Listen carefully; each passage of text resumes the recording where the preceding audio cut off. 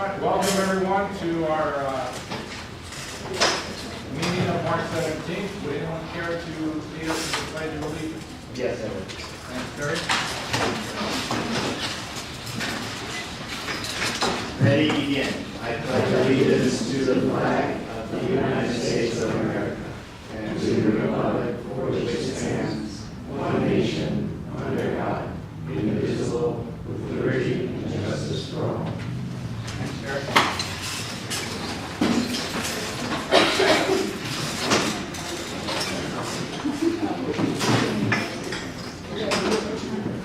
All right, so I hope everyone brought your packet that was sent to you. You printed it out.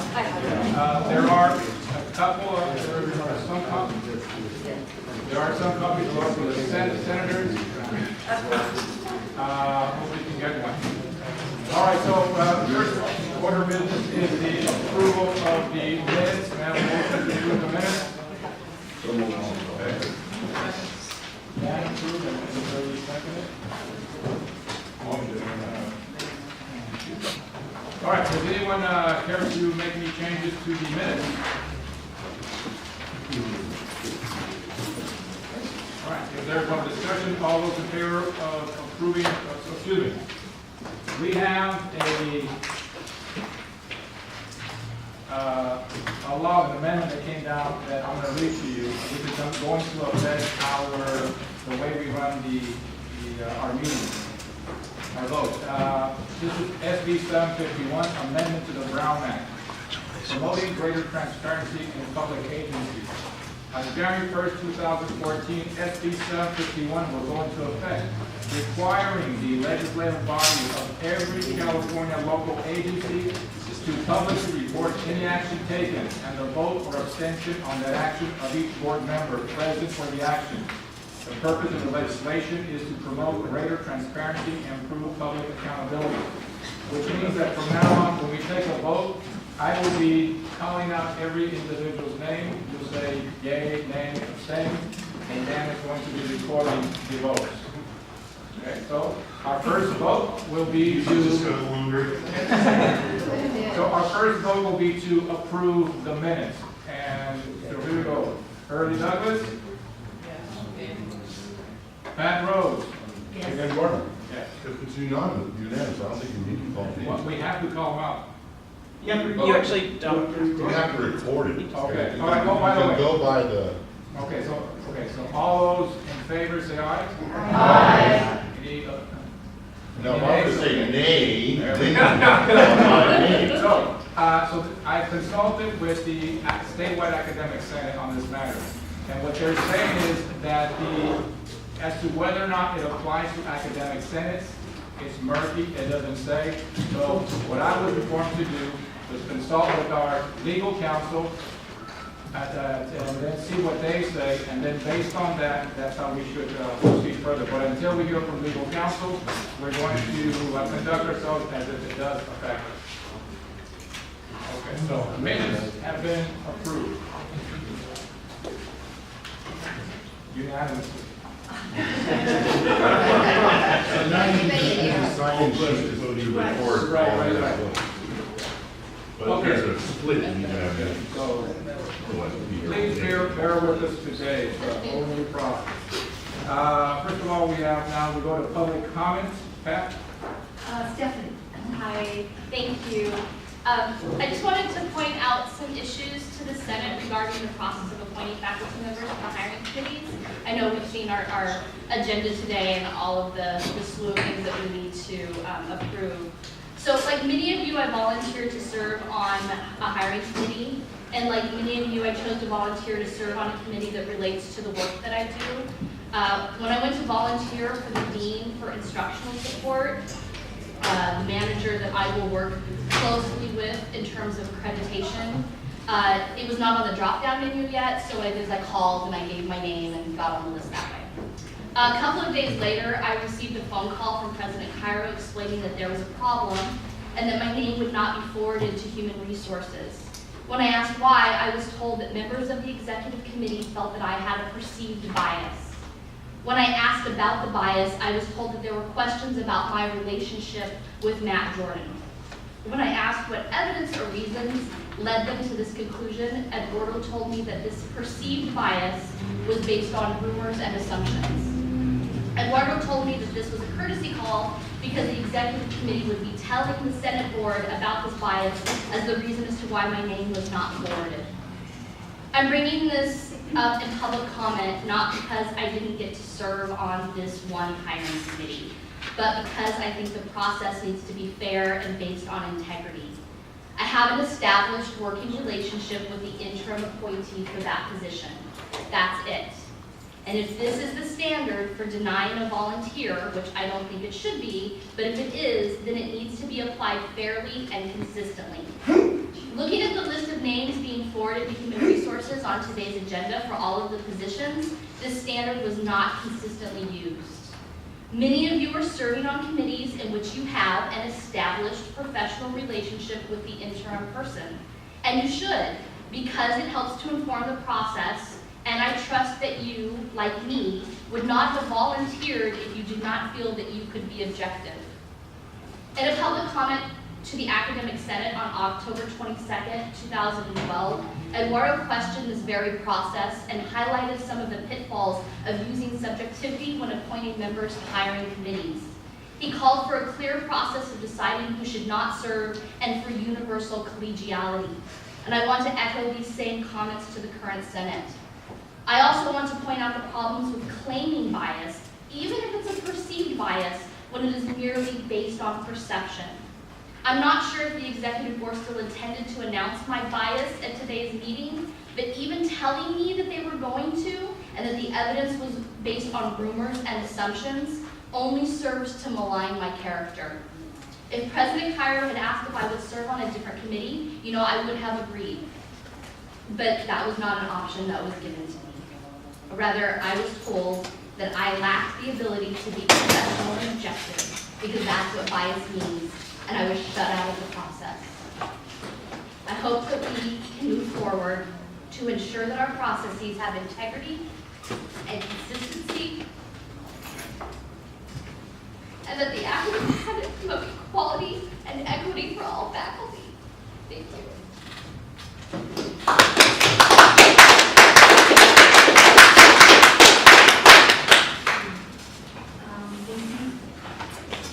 Hi, everyone. I want to make a quick announcement and a quick check-in. So one of the things that's been happening over the last semester is the Academy of Professional Learning has been working on adjunct orientations, which actually has gone to great success.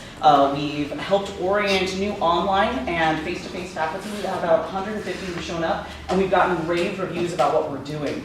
Now, I'm mentioning that because these are brand new faculty who've been hired in the last few weeks, and the way that they were introduced to our campus was through a series of emails that you saw right before break.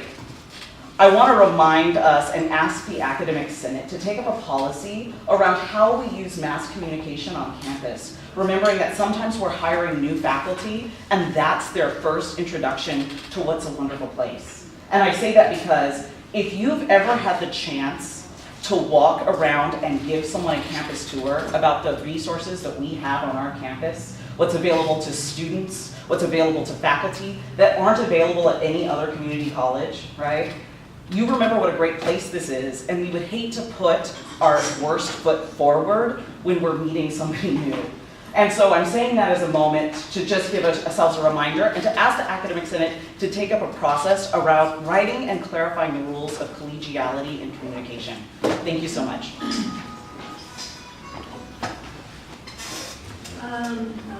We have another public comment, but that will come later. Okay. We have one more. Did you put in your card? Okay. I've noticed that Article 3(1)A, there is a policy defining faculty at 75% level, and I'm kind of wondering, a little concerned that the bylaws committee is taking up that when it's already been defined. Maybe that this one needs to be enforced. Comment.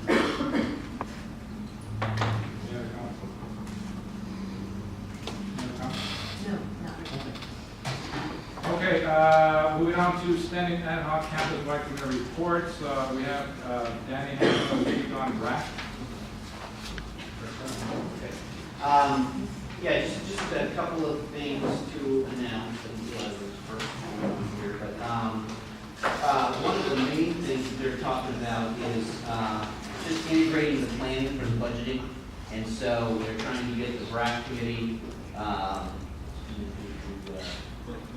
planning priorities and the IEC, which is Institutional Effectiveness Committee. They're trying to get the three of those committees to work more closely together. They're also developing a budget process. So there's going to be an annual budget process that's going to start next year. I believe it starts in February.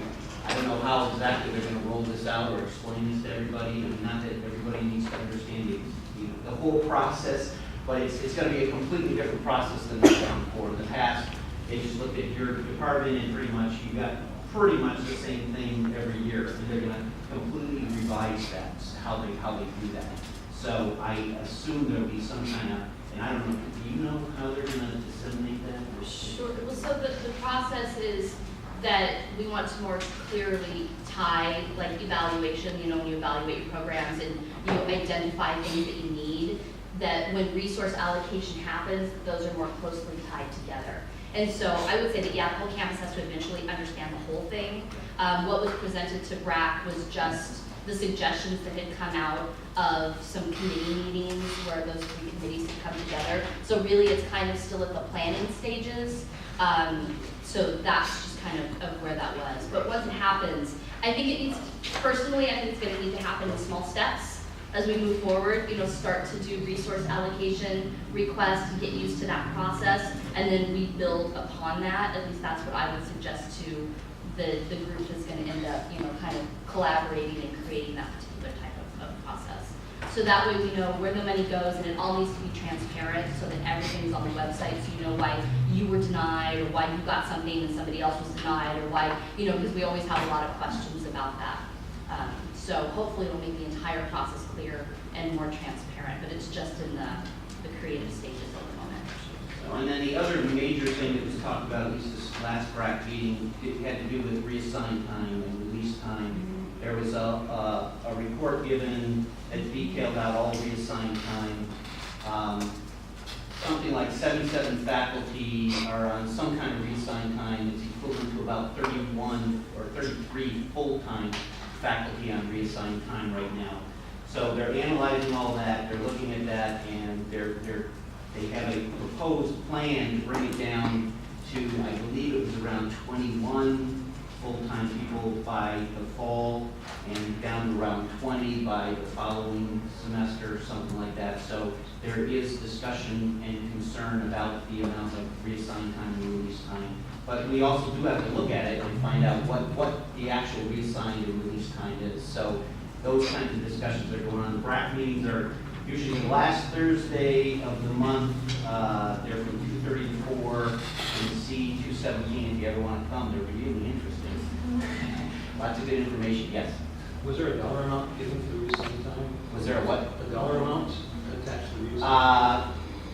There was, but I don't want to quote it right off the top of my head, and I don't think I can give you the report right here. It's nearly $3 million for 2023-2024. Yeah. it was. One year? For one academic year, nearly $3 million. 1.6 million for one semester, 1.5 million. No, just under $3 million. That It was sounds. 5.14. So I don't know if there's any questions on any of that. Yeah. Obviously, with the restructuring, they're going to have to look at the department chairs and figure all that out. So that's what Vanilla, and then Yolanda. Hey, Danny, are you going to mention the new state legislation around student equity planning or any of the other things that are going to have a major I impact wasn't on gonna, this? but if you want to, I didn't think they wanted to get into that kind of detail. Well, it's under the 10+1, that's why I was asking. Yeah, okay. Go for it. Go So one of the things that we also probably need to start paying attention to and should come through the Senate, to be honest with you, there are two major pieces of legislation. One is around student equity plans, and another one that's going to be dealing with transfers and particularly things like dual enrollment. I don't think we've had discussions about that this year, and it's kind of important. Our campus could get up to $30 million for writing student equity plans. It's kind of a big deal, particularly considering we're a Hispanic serving institution and we deal with a number of underrepresented students and equity gap issues. So we may want to consider that as a future process. In addition, that means that's probably something we should be sending our executive board to Sacramento to lobby on. Yeah, Yolanda. Oh, I was just going to say that I don't know how reassign time will get less if we're going to have chairs, because that seems like that would be reassign time too. It is. Any other discussion? Okay, let's move forward to executive committee recommendations. All right, so let me address how all this is going to be working out and how it has worked out. Let me start off by responding to Stephanie. So as we got in that last week, we got bombarded with all these requests for volunteers. As you know, and I hope you know, it is extremely difficult to get names. So we had to submit names in a short amount of time. We submitted names, and after we submitted names, then Stephanie submitted her name after we put out the call, because we realized that in some cases we did not have the drop-down menu. I then spoke to Stephanie to let her know what happened, which is that I told her that the executive committee felt that given the fact that she's had such a close working relationship with Matt Jordan, that there might be a certain amount of bias.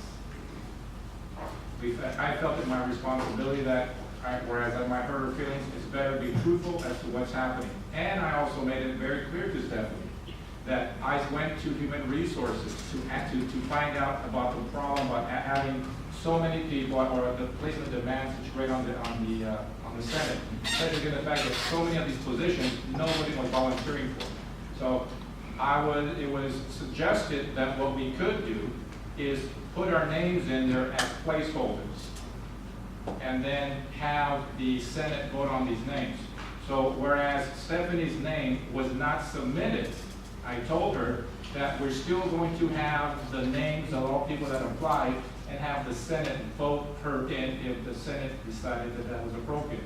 So yes, Stephanie is right that in some cases there appears to be bias with other people, but the executive committee did not vote in anyone. This is going to be voted on by the Senate. All we submitted were the names due to the deadline that we had met.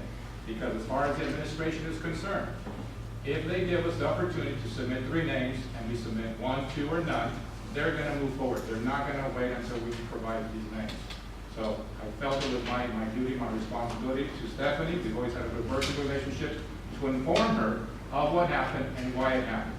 And that even though her name was not submitted, as well as other people, that the Senate itself will have the opportunity to vote her in if they felt that this perception of bias was right or wrong. Yes. I'm just confused. The position did not show up on the menu?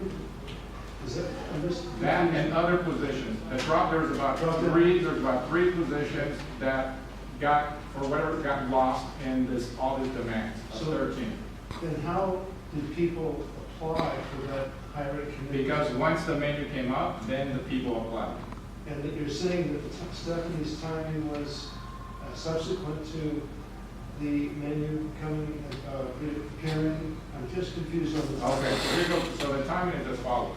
So as that week proceeded, and we got a call from Danny Alonso from Human Resources, said, hey, you have these 5 committees that the deadline is here, we need names.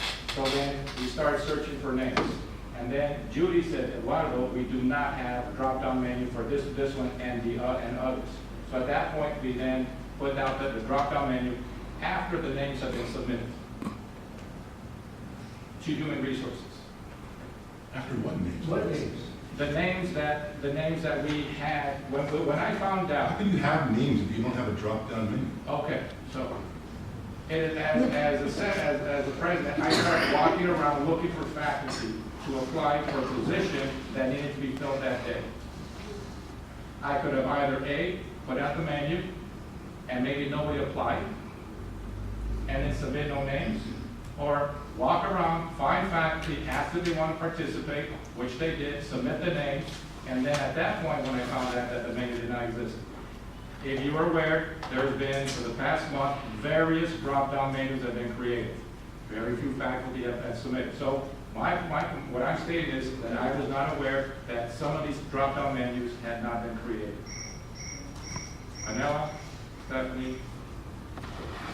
So I really appreciate this moment for a variety of reasons, particularly because at the beginning of last year, we started a conversation where you came to the Senate and said we need to have a clear, transparent process. And you called out Dustin for doing exactly what you just did.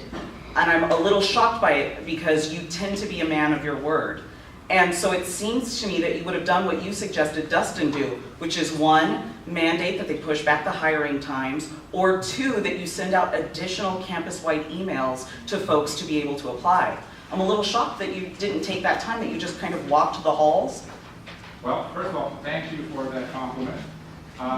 Second, because I did ask that from Dustin. 3 times, not just the October 22nd meeting. Probably, you know what, probably even more. Right. But the point is this, that I did not submit names, and these names are not final. It's the senators that are going to make that call.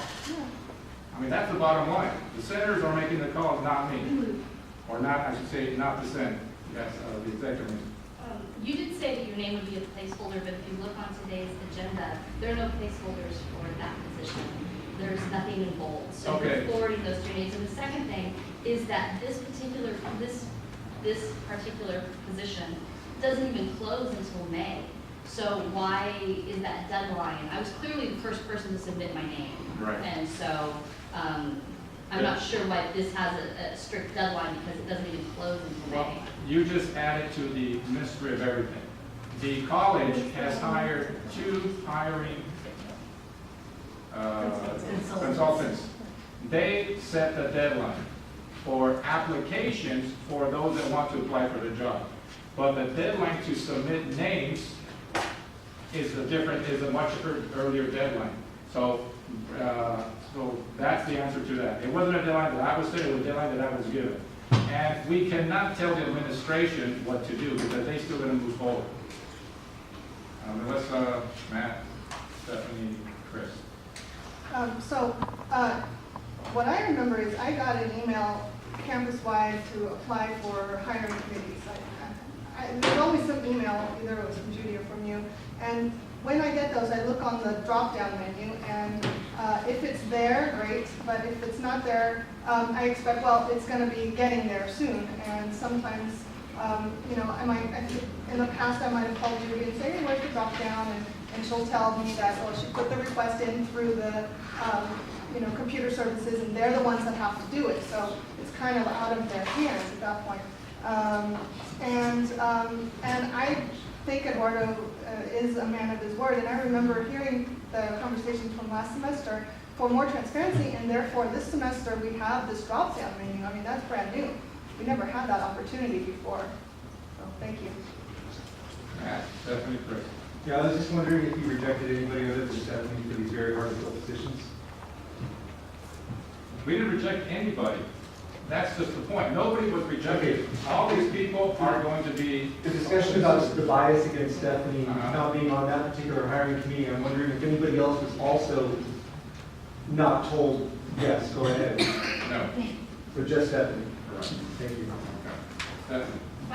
I think that also the process of HR and deadlines and stuff is an issue, but I think we also need to talk about the executive committee's move to decide a bias against someone based on rumors and assumptions. And the efficacy of that type of process is an issue that I would like the Senate to have a discussion. Chris, Pat, Ellie.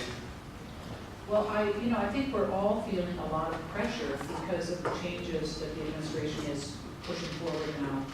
And we are just prior to midterm, we are having this demand put on us while we have to give exams and do grades. And now we're having this demand for more time to be consumed on these committees. I've signed up for several, and I've already been contacted by the outside agencies, and they've already set dates for things. And so I feel like I'm just barely keeping my head above water. And I think we need to look at this, that we're all trying to get the best thing done and participate in this in a cooperative way. And if there are the appearance of things not working or things being done that people are not happy with, then let's just talk about those. And let's don't assume that, that people are being inconsistent or doing things that are unfair, because we're all just really trying to survive at this point. And the campus has never been in this position before. If we were trying to get transparency a year ago, that was a whole different campus than this campus is. And it's a much more difficult issue to try to keep things moving forward in a clear way today than it was a year ago or 2 years ago. Pat? Well, I hope this doesn't sound odd, but I think that the HR should definitely have a clear-cut policy. Because I know that in many places that you work, if you're on a hiring committee, you're not supposed to have, any association with the person who's being hired, all right? And that's just to make sure that not that any individual person is biased, but just to make sure that the hiring committee is composed of people who do not have any personal stake or personal interest, and even it doesn't even assume that there's bias, but just the appearance of it. And I do know that on this very campus, there was a hiring committee, and it turned out that the chair of the hiring committee was also the chair of a division, and the person who was being hired and who was hired was her husband. Or I forget now, I probably shouldn't even name myself. But I think we all can agree that if you're on a hiring committee, that you shouldn't have a connection, because that would make it difficult, not impossible, and not in your case at all right? But it shouldn't have the appearance that you have any connection whatsoever. We all work together, so of course we all have a connection. But if you're working for someone who's your boss, okay, or any kind of other, power relationship, I do think that it's HR's fault that we don't have a clear-cut policy, all right, about who serves on these hiring committees. So that's partly the institution's responsibility to have this in clear writing. I don't mean to throw it on the bus, but this is my first time hearing about the staffing situation, so I don't know where I was when all this was going on. All right, so I'm going to finish the discussion right here. The whole idea was for me to inform you of the executive committee decisions, what we did. I informed Stephanie. I felt we were trying to be as transparent as possible. If anyone believes that there is a better path to avoid this, send us suggestions. I mean, it's that simple. This came up for the first time. We got bombarded. And if you have any suggestions as how things can improve in the future, because it might happen again, let us know. Because the bottom line, a lot of things are happening for the first time, and we're dealing for the first time, and we might even run problems with the way we're doing the votes, but we're doing the best we can. So with that having said, let's move forward to have the first vote. So what I'm going to do here, I'm going to take Mark's suggestion here. In items 1 through 7, well, I'll just make it easy. Let's start with items 1 through 4. In these 4 items, we have 1, vote to approve ad hoc intellectual property committee members, 2, vote to approve bylaws, rules, and procedure committee member, 3, vote to approve scholarship committee member, and 4, associate vice president, student affairs, hiring committee volunteers. The reason I'm doing these 4 right here is because in city number 4, they're asking for 3 approved. Vote to approve scholarship committee, there's only 1. So we're going to try to see if that works. So all those in favor, Need a motion? is there a motion to vote for items 1 through 4? Okay.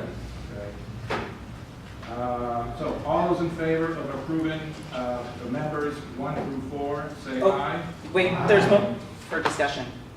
Discussion, excuse me, thank you. Thank you, and I have a point on this one. So out of curiosity, on executive item 4.2, the bylaws committee, we had decided last year that we would have 1 member from every division. Is Chris replacing the current CTE person on that? Is that why she's being put on there? Nobody's putting her on. We don't, Chris put her name on there, Okay. and we're here to approve her. But what I'm saying is that you would only appoint someone if the person who was already there had chosen to step down. Is that what had happened? I'm just out of curiosity. I have no idea. Dan? A lot of people have not shown up, and membership has been a problem on that committee. And at this point, we're looking for anybody who would volunteer for that committee. Yeah, but we have rules around how that process was supposed to be established. So it was one person from every division. So my concern is, and it's not against Chris personally, I'm sure she would understand, that this is really about like equity within the divisions. And so we were supposed to have one person from each division with a couple of advisory votes. And so I'm worried that we've moved out of what we had agreed to. So the problem is, if you say we should have one per, what happens when no one from the division doesn't want to be? They're allowed to elect an alternate, and that's what I was asking. Well, what I'm saying is that nobody wants to be on that. If we go by the rule, by the wording of the policy. Then that position would remain vacant, right? But then- Like we would do on it has other to be committees. filled. Okay, Melissa, Terry, Rod? I believe, and the other members can correct me if I'm wrong, I believe Josh Fleming came last time, I mean, you weren't here, but he kind of explained that we had to do some shifting around, so perhaps that structure that had been set up last semester has been changed recently. And that got voted on, so now we went, Well, Josh Fleming from who's the chair, came and explained that to us. so then we may want to hold off on this specific vote until he comes back to report on it, because we would probably want the chair here to describe the necessity of the I think it was process. already Let's decided. try to avoid the discussion between two individuals, Terry? So, correct, and correct, Right. and correct. Mhm. So, yes, that person stopped attending. Yes, Chris has volunteered, and yes, we're here today to approve that. Okay. Period. To split the issues of whether the bylaws committee is operating properly or not, I don't think is a matter here. Chris has volunteered, position is vacant, we're voting on that in this item. It has nothing to do with anything. I just want to remind everybody that organizing things around divisions has kind of been trumped. And so any committee that's based on divisions is based on what used to be, not what it's going to be. Any more discussion? Okay, so take everything that was said today, and drag it in your vote. So, all those in favor of voting 1 through 4, say aye. Aye. Opposed? Okay. One abstention, excuse me. Okay, motion to approve 1 through 4 carries. Yeah. All right, number 5. So if you see where my name there is in bold.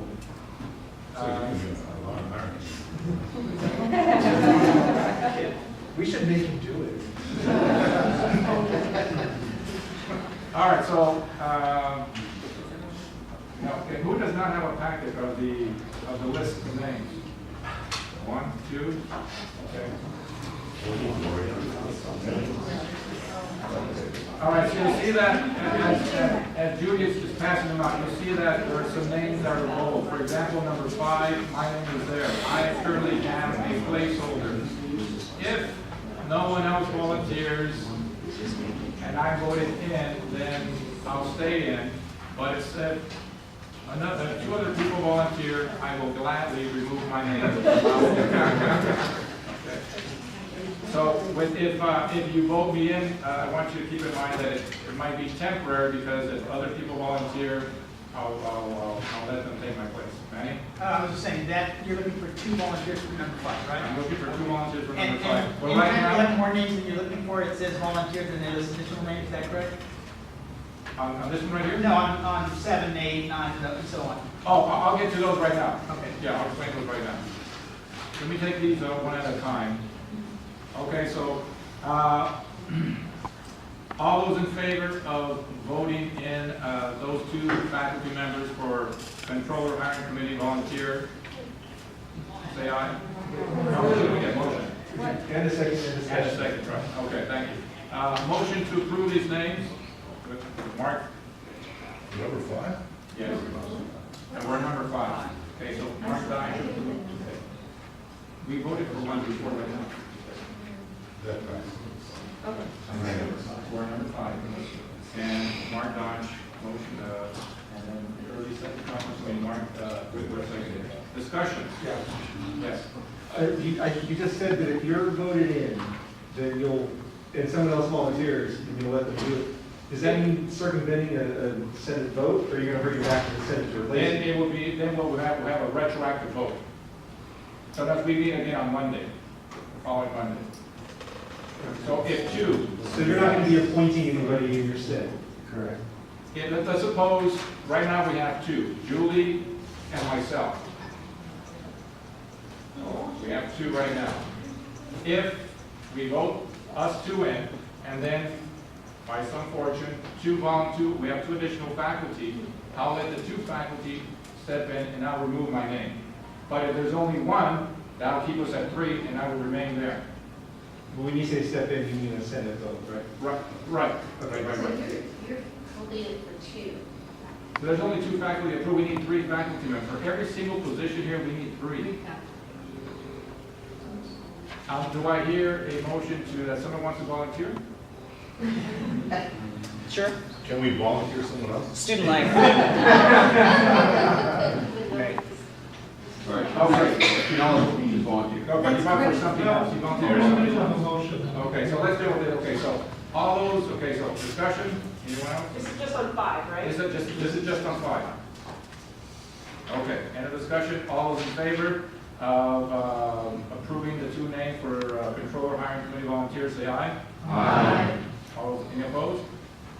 Abstention? Okay, motion carried unanimously. We now go to number 6, Associate Vice President Enrollment Services Hiring Committee Volunteers. And again, I am there as a placeholder if anyone wants to volunteer later on. All those, I'm seeing a motion to approve the names for number 6. Say, is there a motion? Mark? Second. Melissa? Discussion? Yes. On the last vote, I was going to abstain, but I don't want it to not be unanimous. I'm just a little uncomfortable with this whole placeholder idea. I mean, I understand you explained it to me before. I understand we have to put the names forward, and if we don't have a placeholder, we'll only get 1 person on the committee. But it just seems to me like strange things could happen. I don't know. I would tend to want to abstain on every one of these if there's a placeholder. Right. Well, again, I mean, if you see my name appears 1, 2, 3, 4. 4. That's 4 committees I'm going to have to be on. I'd rather not be on any, right? Because there's a lot of work involved. So again, if anyone wants to step in my place right now, I'm all for it. But if not, I will put my name on all 4 and I will serve on all 4 committees. I just want you to know of a solution that was given to us. By council. No, Just by human resources. By human resources, this is their Yeah. solution. Yeah. Us not having enough nominations for these committees. Sally. I just have a question. You mentioned earlier that you guys kind of solicit names for some of the hiring committees by walking around and asking people. Can you tell us which of the committees you did that for? No, I can't because it was a while ago and with a lot of people and I got a lot of no's, so I could not tell you that. It's just that some of these names recur multiple times, and so I'm wondering if that's like people you talk to specifically. I can't remember. Mark? Well, you know what, my issue with this is that, could it just possibly be that we don't really care about this, and that's why people are not volunteering to do this? And wouldn't that be a legitimate response to the administration to say, you know what, we care so little about your little committee here that we're not going to send anybody instead of you having to go there and do this? I mean, this makes sense. Chris? I see Chris in that. Well, I put my name on several committees because I feel like it's incredibly important that the faculty know what's going on. And if nobody else will do it, I will do as much as I can. I can only do so much. There are a lot of people that have their head in sand. And for one reason or another, they're afraid to step forward, they're afraid to participate, they're tired of all of this. There's too much, dissension and kind of discontent You know, I just think it's very important that the faculty have a voice on these committees. And so I'm willing to put myself out there for it. Dan, and Melissa? Okay, to clarify, where it's in bold, it's a placeholder, that's a volunteer who doesn't really want to be here. They're saying, I'm volunteering, but I'm going to indicate that if anybody else wants to take my place, please do so. So they are volunteer, it's just for clarification. And on, Mark, to answer your question, if we only send one person, we are sending a message back to the administration that we don't care about hiring that position. If we start sending no people, we're probably sending a stronger. Yes. But we need to keep in mind one thing. Chris mentioned earlier that the company already hired her, the consulting company already hired her. If we vote these people in, it doesn't mean that they're going to be there, because if the dates and times that were given to them by the consulting firm occurs at a time that they're teaching, they're not going to do it. So that's a different issue that we need to consider. So as we can see, I mean, this issue keeps getting bigger and bigger. But these are issues that are not within something that we created, something that was, we'll say, shoved down our throat. So we just need to take to understand all this. Gloria? Just to clarify a point, you keep referring to the fact that you're holding the place and that if somebody volunteers, you're going to step down. I don't think it's quite that easy, or I'm hoping that's not really what you mean. It means that you're going to step aside, let that name be submitted, and then the Senate is going to vote on that name, or does anybody who knocks on the door come in? If Gloria tells me that Please I be want to be careful. on this committee, hypothetically, I will then say, okay, and then I will contact Human Resources, let Human Resources know that Gloria is taking my place, and then at the next Senate meeting, we will put that information that I then put my name aside. That's what I think has to be clarified. This would actually happen. Yes. Melissa? I would go. Okay. Kristen? You don't want names now, what you're saying, you want us to follow. I don't think we can do it now. Well, that's an important discussion. But submit your name, put your name in the drop-down menu, and we'll take care of it then. Locknock, Matt? Is there any way you can get the dates when these committees are going to meet? I've been told no. So you can plan there, I can put that to this line. We told we gave Human Resources a process that we would like to follow. That process, it was simply a recommendation as far as they're concerned.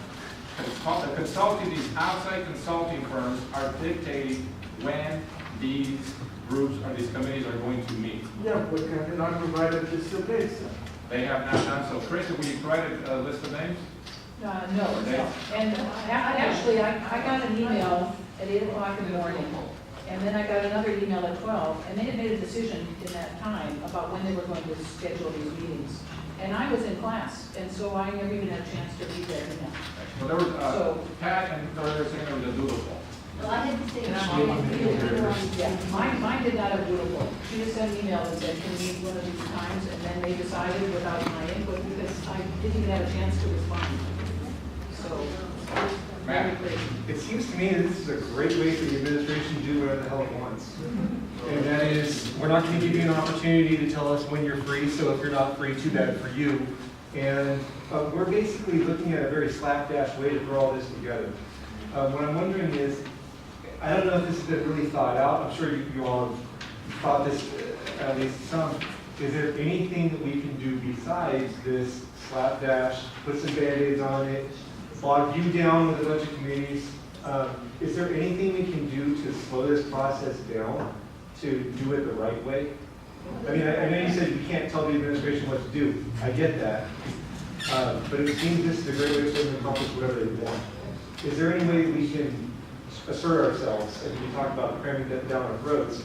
It seems to me that every time anything has been crammed down our throats, there's been huge backlash from the Senate. I wonder if there's anything we can do on this. Well, there's one thing I've learned over this couple years that I've been on the Senate is that oftentimes, while I don't have the answer, there's a lot of brilliant minds in here. That's right. And I think that collectively, we should be able to come up with some sort of answer for that. So I wish we think about that and see what we can do to, what type of solution we can come up with from everyone. Katie? One suggestion that might help spread the burden so some people don't end up on a bunch of these is that there's a few of these that you have more than enough volunteers for, yet the names that are submitted are the same as ones that are on these committees that aren't as full. So perhaps instead of like Julie having to serve on 2 of these committees, instead of Julie, one of these other people that wanted to be on this committee, could be there since she already has one too. So we can spread everybody out that has said they're willing to serve on a committee so that we don't have the same people having to do multiple committees. Maddie, Melissa? I think that's an excellent stopgap method for right now. But I do think that, we have to go back to HR and we have to rethink perhaps the way, we put people on these committees. And I think that since it's the responsibility of all faculty to serve on committees, I think that people's names should be submitted in some kind of lottery. And then so many names are picked out to serve on these committees. I think that's a fair way to do it. Well, and then everybody serves, because this way, I already on this one committee that I have, these are the dates that I have to, participate. I already have to cancel one class all day. And then the same class, another one, I also have to cancel another class as well. So there's one class now that I'm going to be missing 2 classes. That's a week of teaching in this one class to be on this committee. So, I don't mind doing it once, maybe once a year, but to have the same people, serve on committees, and then everybody else and there's plenty of good reasons why people don't want to do this, because we're all tired, and we all have a lot of work to do. But it seems to me that there should be another way of selecting people to serve on committees, and one is a lottery. And maybe that could be something that we could discuss at a later date, and then everybody serves at a particular time, sort of like jury duty. Which many of us try to get.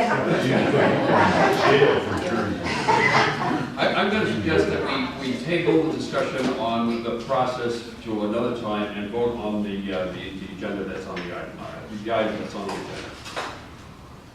Manny? I wanted to follow up on what Matt said.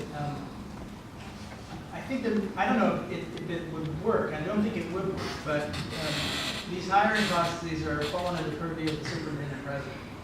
And I think we should draft a letter or a resolution to the president regarding the rushing to put together these committees, so many at one time, when it interferes with our professional responsibilities. And we can't fulfill the real purpose of hiring viable candidates through a process that takes time. And even though he has the authority to run those hiring committees any way he chooses to, I'm reviewing the policy right here, and it includes hiring an outside consultant. I think we should put forward a strong message that we are not in favor of this, that it goes against everything that the purpose of that hiring stands for, and that we request that he take a look at the process and the number of positions he's putting forward at one time, and step back a little bit. Melissa, then Matt? Just to follow up on what Katie said in terms of, spreading out names, and if one person's name is already in one area, then we shouldn't, I think what we're doing here today is voting on them, and I just want to applaud the people that have volunteered, whether they put their name on various committees. Thank you for doing that, because obviously we need more of everybody to be participating in this process. Yeah. I move that we table 6 through 13 until we have a better process in place. We can do that, I don't have a problem, but the consulting firms might move forward with that. Well, there's some that don't have, Say, there's enough names, like even if we look at the instructional support hiring committee, that maybe what we could do is take these people that graciously volunteered their time and maybe they really wanted to be on this one, but we could at least today possibly then say, okay, you know what, there's holes on these other ones, and put them in like a couple alternates there, and then send them an email and be like, we're super sorry, this committee got filled, we really need your service, is there any way you'd be willing to do this one instead? Because these must be people that are not feeling completely overwhelmed, but they feel like they're able to spend some time serving on a committee. I'd like to call a question for the motion. Okay, I don't know that it was second. Your table was not second. We're talking about the motion on number 5. number 5. That's okay. Okay, so all those in favor say aye. Wait, number 6, I'm sorry. Just clarify it. 6. 5 has been approved. 5 is. Sorry. All those in favor of on tabling the motion, calling the question? Calling the question. Okay. The original question was Number 6. To vote on just number 6. just number 6. Just number 6. All those in favor say aye. Aye. Any opposed? Yeah. Okay. Me too. We need to call roll then. Okay. Okay, we need to call roll. Okay, here we go. Early Douglas, You only have 3 names. we have to call the roll.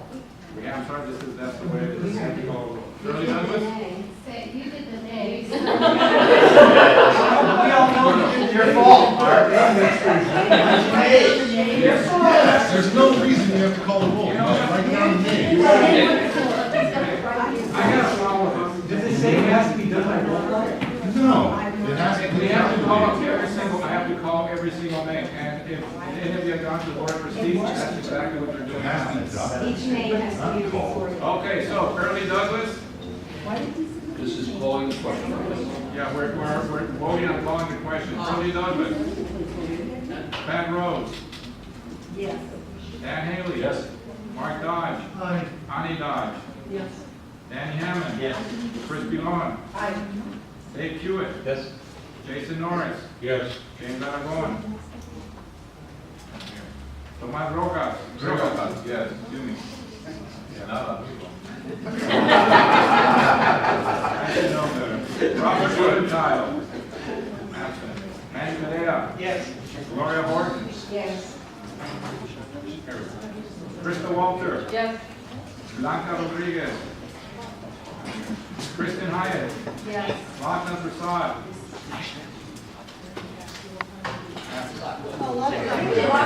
Where are you? Oh.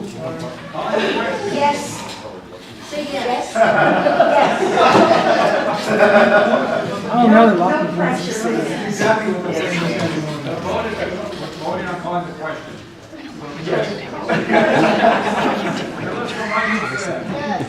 You're not in it. Kathleen Fujikawa. Yes. Dan Gallup. Matthew Hennis. No. Terry Stoddard. Yes. Valerie Foster. Martha House. Russell DeFiore. Yes. Cade Rodriguez. No. Katie, you're for, alternate for Martha House. Martha House. Stephanie Fleming. No. Mark Whitworth. No. Sharok Bastani. Yes. Francis Young. Lenora Rogas. Yes. Joe Pushko. Yes. Yolanda McKay. Yes. Ron Foster. Yay. Motion carries. 2 call the question. Okay, so now we are going to vote on the number 6, Associate Vice President, Enrollment Services Hiring Committee. All those in favor, say aye. Aye. Opposed? Abstention? Motion carries unanimously. Move we, set number 7. Set number 7 aside. Is there a second? Wait, what was the motion? Set number 7. I'll say. Discussion. Terry, Melissa, Dan, Not clear, but I'd like to volunteer to be on that committee, so wherever that falls, I have to do a drop down later. Drop down to number 7, okay. I'll volunteer too. Okay, Kristen. The strategic planning. This is for number 7. Yes. Okay. So that's 3. Okay, that makes 3, correct. Okay, so then, okay, so let me, to me. Dan? Just so I'm clear, were you gonna add Stephanie's name to the list? You said something To which list? Number 7? Yes. This is not. Oh, it's the wrong one. Well, excuse me. Not yet. Sorry. We'll get there. Sorry. Katie? I would just like to amend, to add Terry Stoddard and Kristen Hyatt. Okay, friendly amendment, accepted.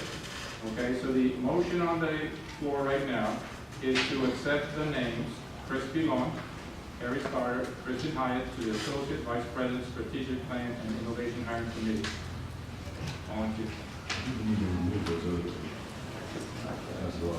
Okay. Just say remove. And we'll go ahead and we'll remove Curly Douglas and Pat Rose. Second. Discussion? All those in favor of voting in the faculty members for number 7, say aye. Aye. Opposed? Abstentions? Motion carries to approve Chris Long, Terry Stoddard, and Kristen Hyatt. Would we accept number 8? At number 8, I am removing my name. So the motion here is to approve the names Dave Hewitt, Suzanne Anderson, Rita D'Amico. Would we accept? Second? Second. Mark, second. Discussion? All those in favor say aye. Aye. All those opposed? Abstentions? Motion carries. Move we accept number 9. Second. And remove my name as the. I accept that. So the motion is to accept the names Rod Foster, Danny Hammond, Yolanda McKay for ombudsperson hiring committee volunteers. Discussion? All those in favor say aye. Aye. Opposed? Move we accept number 10. Okay, let me now explain what happened here. Again, we ran into the same problem where we had a lot of people volunteering, lack of time. The executive committee did not feel it would be our right to name individuals. So I contacted members of natural sciences and mathematics, and they got together and they went to the academic senate office and they voted to approve 3 individuals. These would be Martha House, Linda Hinsman, and Tammy Knott Silva. So that's how these names were selected. Will be approved? So just point of clarification, all of these names that are listed here are up for us to consider for this position.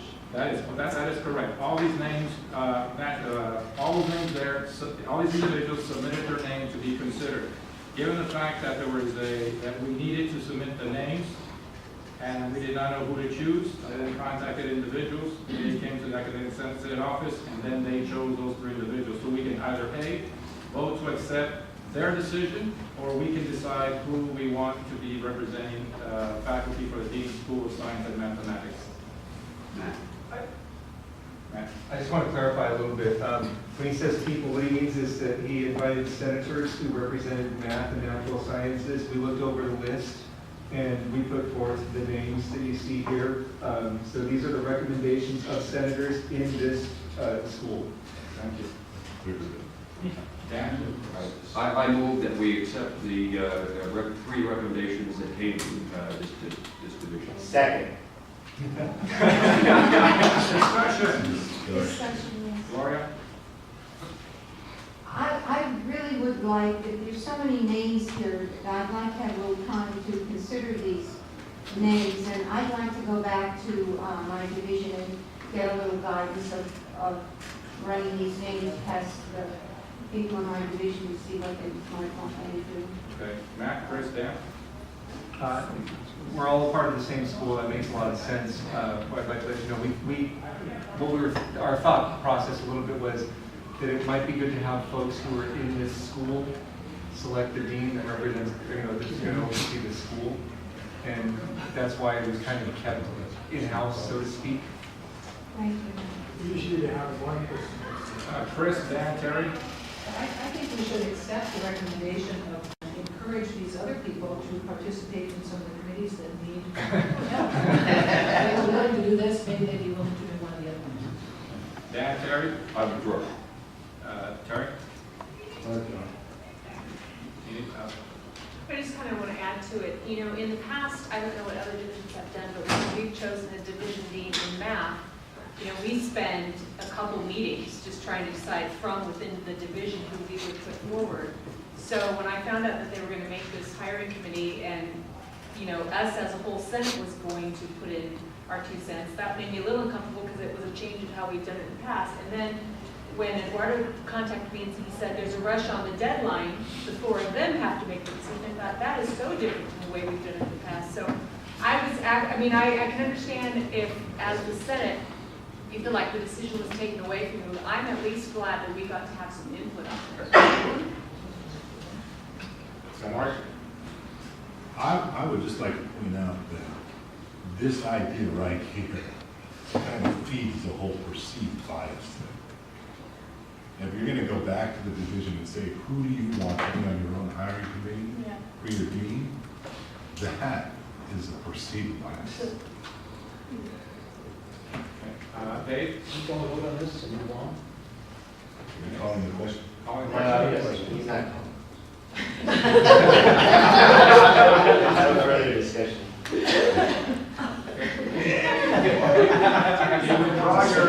You withdraw your motion, Dave? All right. Any further discussion? Okay, so the motion on the floor is to approve the 3 selected and submitted volunteers of Tamina Silva, Martha House, and Linda Hitzman. All those in favor say aye. Aye. Opposed? Abstentions? Motion carries to approve Martha House, Linda Hitzman, and Tamina Silva. Move we accept number 11. Second. All right, so the motion on the floor is to accept the submitted names of Julie Kiotis, Chris Pilon, and Belly de Carvalho. Also consider, these were the names that were submitted. After the fact, you have, let me see here, Deborah Bird, Rob Lee, Steve Pell, Lauren Aronson, submitting their names. So it is from this group here that you are to decide who you prefer to be on this this hiring committee. Matt, Stephanie. So from these 6 names, 7 names, we're to select 3? Correct. How is that vote gonna happen? Is there a ballot? Well, what will happen is this is what we figure would be the best way. I will again call out, say I'll call out Matt Hennis, and then Matt Hennis will provide the 3 names that you select, and then we'll go to the next person, you select the 3 names, and then eventually there'll be a tally, and then that will let us know who obtained the position. If anyone has by the way, we just came up with this today, so if you have Matt, excuse me, Matty. What was the process by selecting Julie, Chris, and Valerie as the name submitters for the volunteers? Were they just the first to submit their names? How did those 3 end up separated from the other names? Again, walking down the hallway looking for people. And then, But you have other names there, right? So how was it that those 3 became the because top name? that was another position in which in which we did not have a drop-down menu. So the drop-down menu was created, these names came. Okay, how did you select those 3 names to go under names submitted with other names to be volunteers? Oh, okay, so these were the first The 3 first, names. that's Yeah, all I wanted. and we had no other names to Okay. choose from. Melissa, Stephanie. I kind of suggest, what I had thought before coming here today, I thought what we would do for these where there's a contested situation here, where we could write, then, I thought we had ballots, did we have something like that? We use Yeah. paper ballot. You want a ballot? Yeah. But if votes have to be recorded. Yeah. Not votes You can on still that, write your votes names. on- I believe if you bring, did we not send that out yet, Kim? Yeah, so everyone should know. All right, so you should have the ballot, so circle the names. I've got it electronically. Okay, you don't have it. I go down that. All right, so we have it done.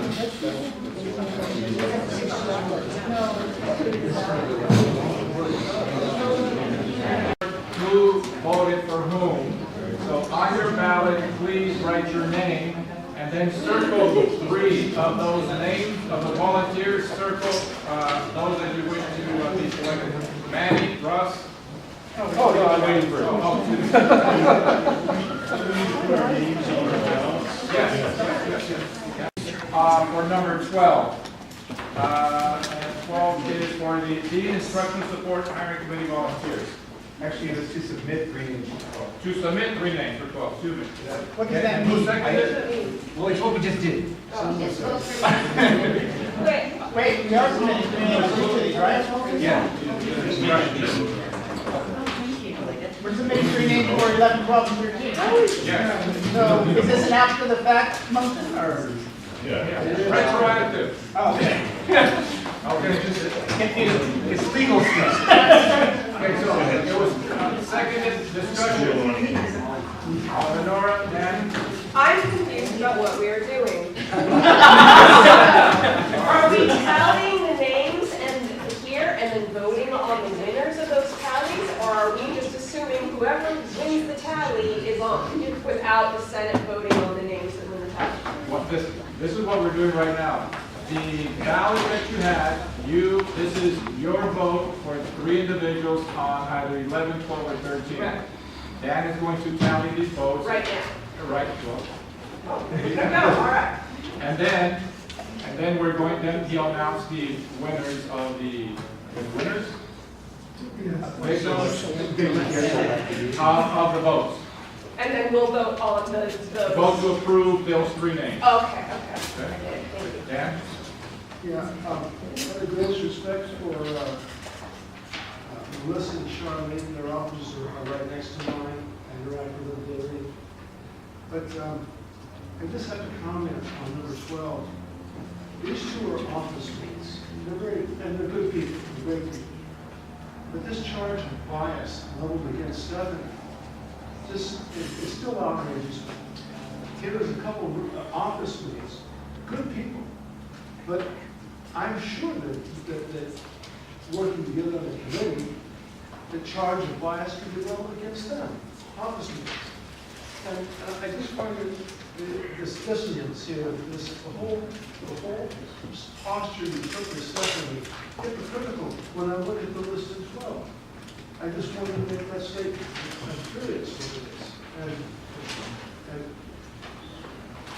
I don't know parliamentary procedure, but if there was a way to table this whole thing as well, I'd like to do it. You can do it. You'd like to table the vote on it. I didn't hear it. I don't know. You can go. Okay. But you can table it when they get to approve it. Okay. But that, let me say this, okay? Again, maybe we should do this. I'm going to create a list. I'm going to send an email to every senator.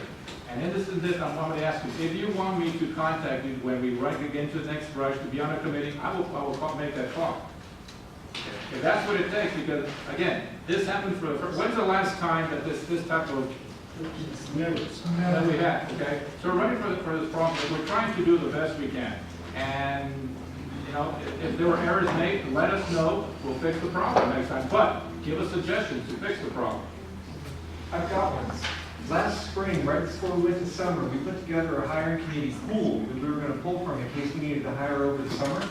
Yes. Why don't we start a process like that? Put together a hiring committee pool, people who are willing, and then do the lottery thing for folks who have already stated that they're willing to do work. I don't have a problem with that at all, except it didn't work.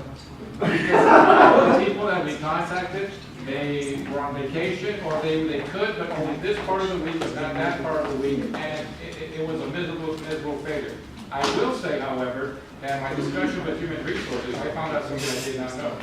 That if you are on a hiring committee in the summer, you will get paid to be on the hiring committee. That never, I believe it's 50 hours. You have to ask. Is that retroactive? We were told by Bob Bell after the fact that we were going to get stipended for the hiring committee work we did in the summer. I never saw the stipend. Just want to put it out. All right, so, I mean, maybe that's an incentive to be on. I did see the stipend. It took a year to get paid. Oh, really? Oh, so it may be in the mail. Just a comment, I don't know if it matters. I know that the committee for number 13, yeah, we've already had our first meeting, so if some of these committees have already had their first meeting, would a vote that we make us be able to change that once the committee's already met? I mean, I'm just wondering if these votes even Well, as far as I'm concerned, let's suppose that, are you on, okay, so 13, so let's suppose that the Senate voted and you're not on one of those three, Right. then I would say, yes, you were not on that committee. And you think that, and I would be okay with that, but you think that this I mean, once you've already signed the confidentiality and you've made up the interview schedule and all that, that we as Senate would have the power to say, you gotta reschedule? It creates another problem. Okay, it creates another problem. Again, that even though we are approving names, if they say that this occurs, that you're gonna meet Mondays and Wednesdays at 10, at 10:30, and I can't make it, I'm in class, so then I would have to remove my name. So it's a problem that we have. What if clarification, how did that happen? Yeah, how did that? How did what happen? How did this meeting, this? What are we voting on? Because, let me see here. So Kathleen, number 13, Kathleen was one of the names that was submitted. So Charlene Potter, Patty Orange Martin, and Kathleen names were submitted. And then I believe Derek Mill and Martha House, there was everyone else that had the names in, within the drop-down menu. So that's why the committee, the consulting forum confirmed called you, is that correct? Yeah. I think that's what But happened. did they contact all five? No, just the name submitted. Well, you have all five. But there's five. Well, then maybe that's an error on our part. We only did submit 3 names. Dan? And just a question, since they've already met, I mean, this is news to me.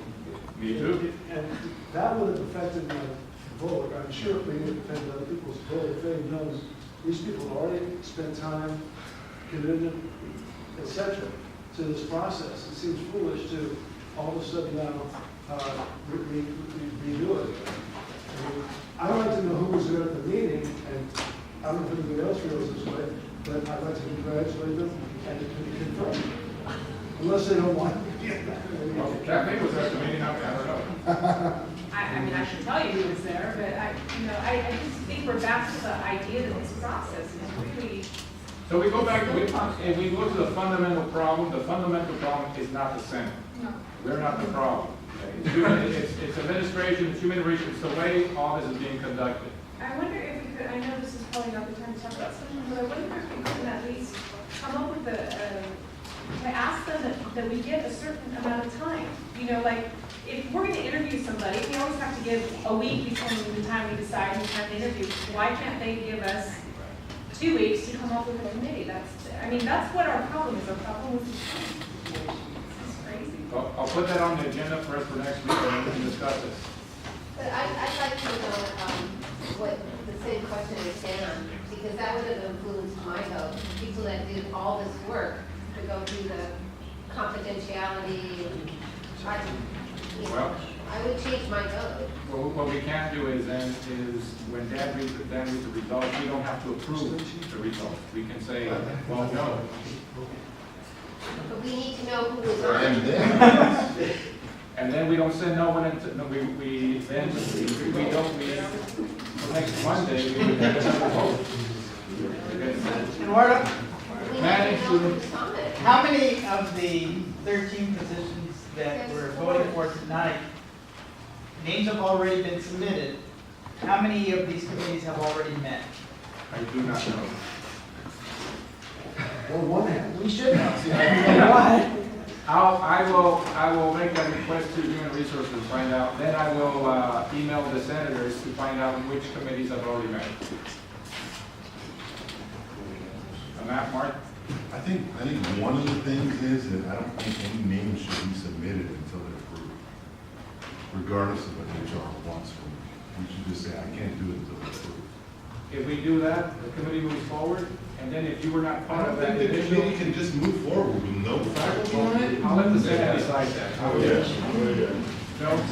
Just to address the process that we have, is this something that can be raised with the technical visit with the academic senate? Yeah. Board comment.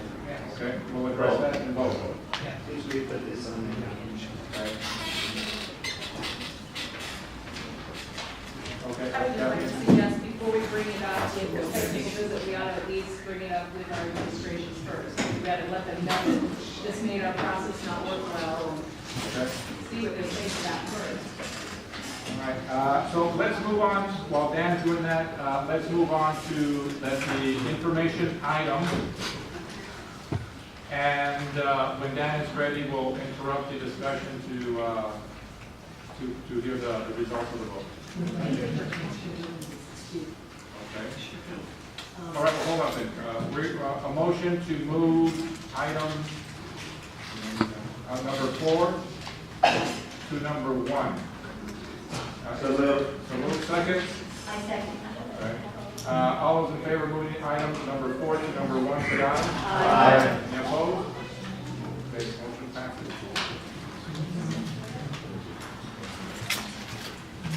All right, Peter Custer is going to discuss the Senate Scholarship Committee. Thank you for having me. I appreciate that. We discussed the decision, the choice to join the foundation and the selection process for the academic senate scholarships. And we as a committee have decided that we want to keep it as is and forego the offer of the foundation to let them handle the selection process. We feel that the process which we do is also a manual process which requires really a lot of applications and personal letters and letters of recommendation. It allows us for a better view of the students and such that we can discuss them and then make a selection for the students, for the best students to be awarded the scholarship. Where the other method is a bit automated and it doesn't allow for any kind of personalization of the selection process. And so we feel that it's better to keep it the way we've been doing it for so many years. And it was kind of a unanimous decision to do so. And I was asked to come here and present that to the Senate. Questions for Peter? I have first. Well, I served on that committee for years. It was a wonderful committee to serve on, and there were sometimes 100 applications for these scholarships. And we spent a lot of time going through the scholarships, reading the letters, selecting the people to interview. And I think that since these are Senate scholarships, that I really hope that we try to keep these 2 scholarships within the Senate as well, rather than becoming part of this large, foundation, which works fine with some scholarships, but these are Senate scholarships. And we put a lot of effort into them, and it's a much more personal, as you say, process. The students come and we interview them, and I'm not sure how they would do it. But this is something that we know a lot about, and I really hope that we try to keep these scholarships within the Senate. And I thank you for coming here and telling us. So do we have that option? I'm just curious.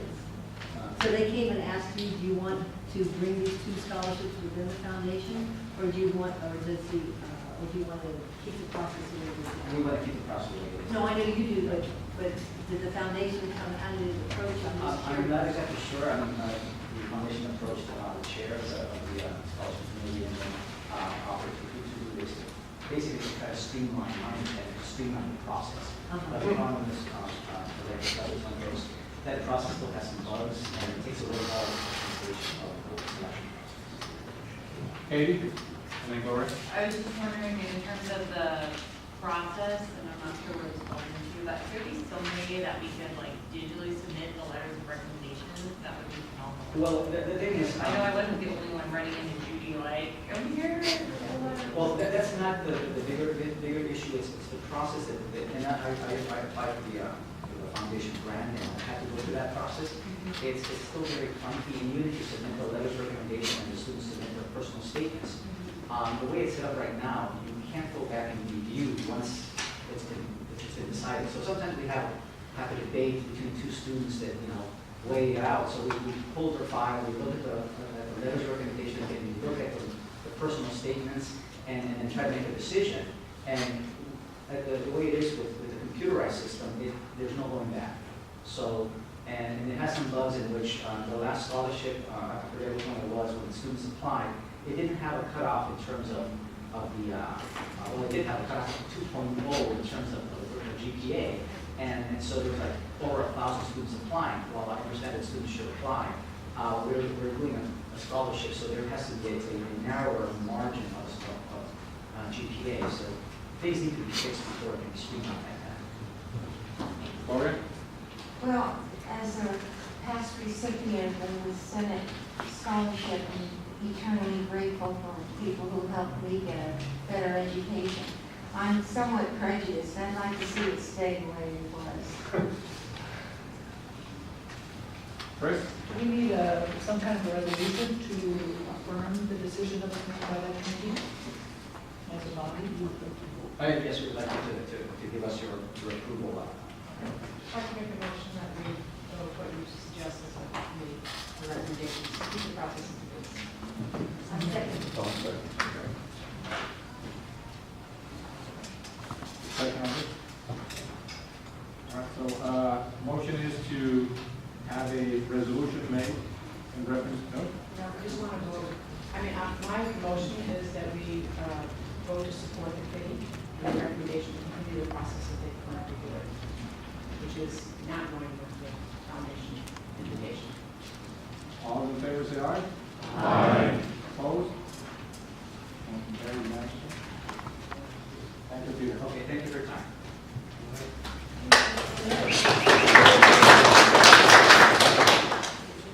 All right, moving on to distribution, the evaluation of the president. First off, I'd like to thank the committee, evaluation committee, for their efforts in conducting the evaluation. Need a motion to have the evaluation of the president results placed on the Academic Senate website.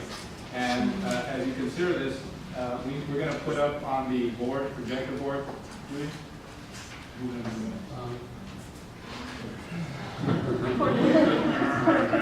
Oh, here we go. Max, Dave. I move that the results of the president's evaluation be sent only to the president and board of trustees via a letter. Second. Discussion? Discussion? Mark, Manny? First of all, I must report that I received a letter from, written by, the legal Cooper's office, but signed by Dr. Taylor, saying the following three things. One, I had asked to meet each board trustee individually to give them a copy of this evaluation and so on, and they said no, that can't be done. Secondly, they said that, and I read that board policy number 1680 does not recognize any purported evaluation of the president or superintendent by the academic senate or any ad hoc committee formed for that purpose. We decline to give any consideration to any evaluation or survey not conducted in accordance with the process set forth by board policy 1680. Okay, and the third point they said is that, of course, we welcome to go to a regular business meeting and make a public comment. And last time we met, I was opposed to anything happening to that evaluation other than giving it to the president and the board. But in light of this letter from the board saying that they won't even consider our evaluation or even look at it, then I support taking other action to publish the result of the evaluation. Gloria? I was also voting not to publish it last time. Having read this letter now, my hesitation last time was not because I didn't want to share the information, but I was not sure about the protocol. And it had been raised that we never faced the problem that we weren't doing a survey, we were doing an evaluation. And I wanted to make sure that anything we used, the instrument was being correctly used. But now, having read this letter, I feel it's given me permission now to publish this because it is no longer considered an evaluation. It's now back to just a survey. And so I feel that we would not be in any kind of conflict with the protocol, that since it's not being recognized as an evaluation, that I would now change my vote and feel that yes, it should be published. Matt and Mark?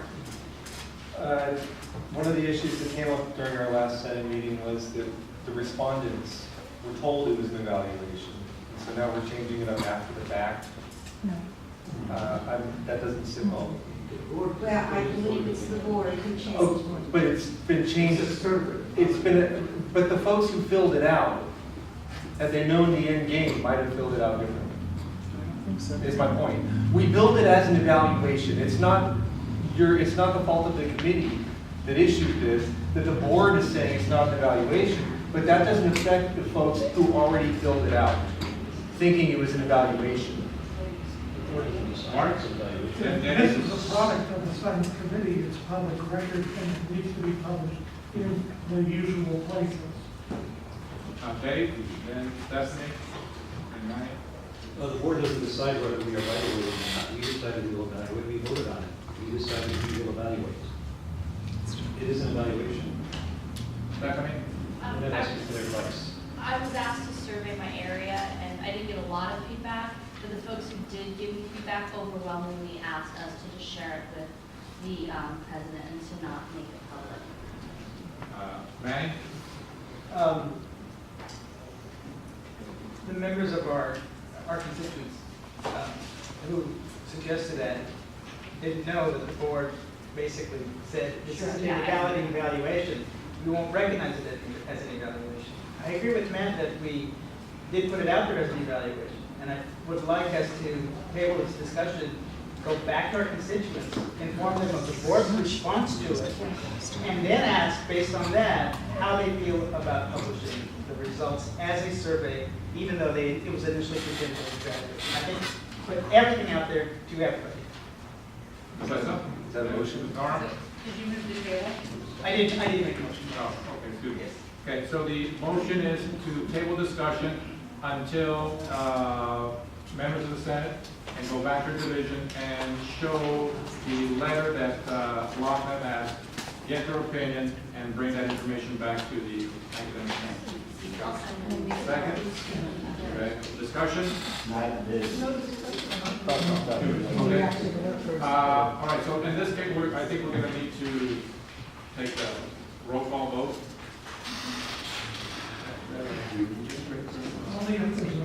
Oh, okay. All right, so all those in favor say aye. Aye. All those opposed? Nay. Okay, roll call vote. Okay. Early Douglas. Pat Rose. Okay, Early yes, Douglas. early, I think, would you say early? Yes. Yes. Dan Haley? Yes. Mark Dodd? No. Connie Dodd? Yes. Danny Hammond? Yes. Chris Pilon? Yes. Dave Hewitt? Jason Norris? Yes. James Leonard, Tomas Riojas? Yes. Robert Bowenton? Andy Padilla? Yes. Gloria Horton? Yes. Krista Walter? Kristen Hyatt? Lochner Prasad? Yes. Melissa Michelson? Dorothy Potter? Just I don't know. Yes. Dorothy Potter? Yes. Yes, and I vote yes. Kathleen Miyakawa? Dan Gallup? Yes. Matthew Hennis? No. Terry Stoddard? Yes. Valerie Foster? Yes. Martha House? Russell DeFiore? No. Katie Rodriguez? Yes. Stephanie Fleming? Yes. Pamela? Casey Pamela? Sharok? Yes. Lenora Rogas? Yes. Yes. Sharok? Sharok? Yes.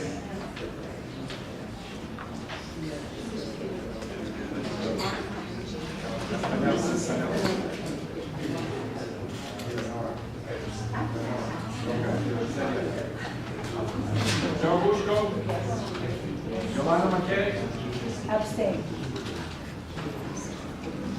Ross Foster? Aye. You said yes.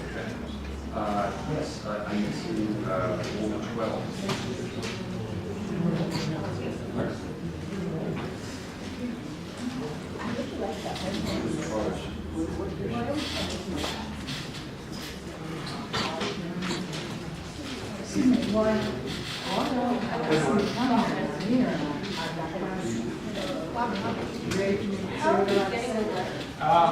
They tabled the discussion, Chairman.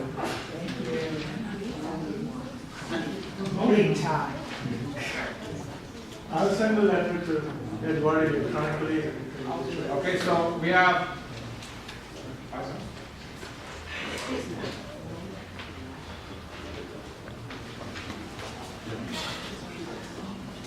Six noes.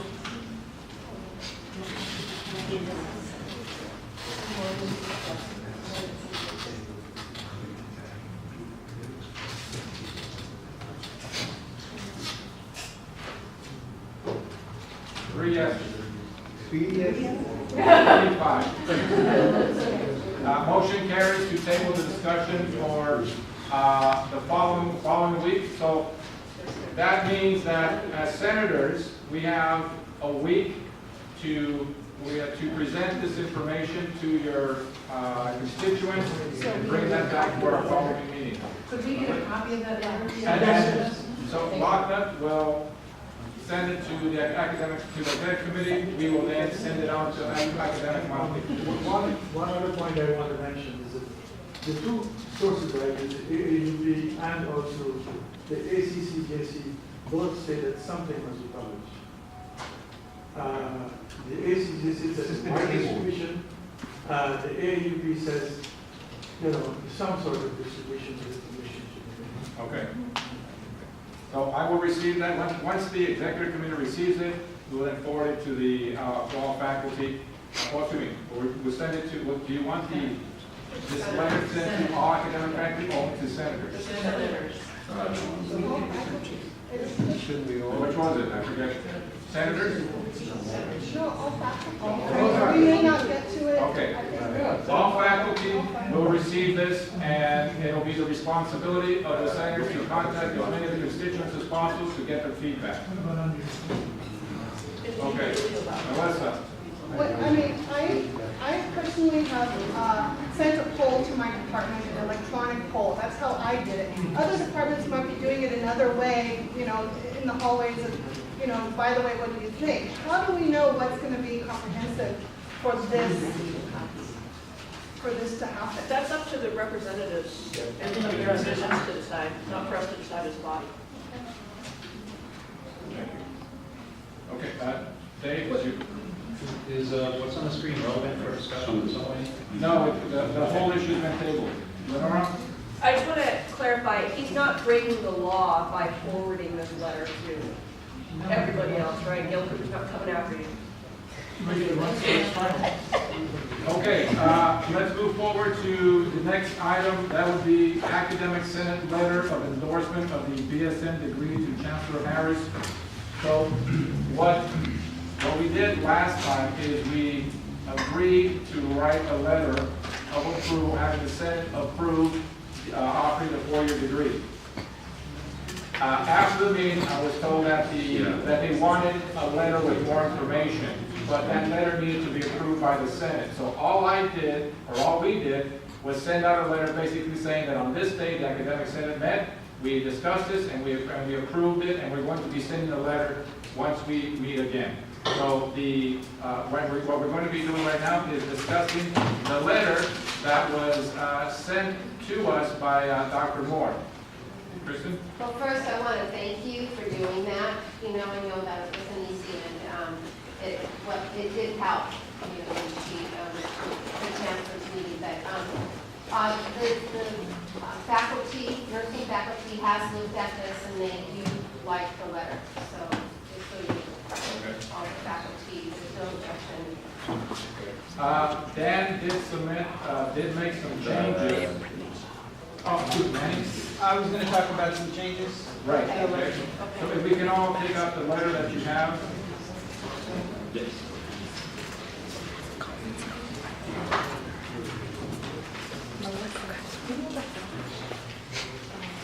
Okay. There's 3 changes I'd like to suggest. First paragraph, third line, the word "the" is superfluous. It should say the first in California to offer the degree. Third line of the first paragraph, it should say, was in 1952 the first in California. Right now it says the first in California.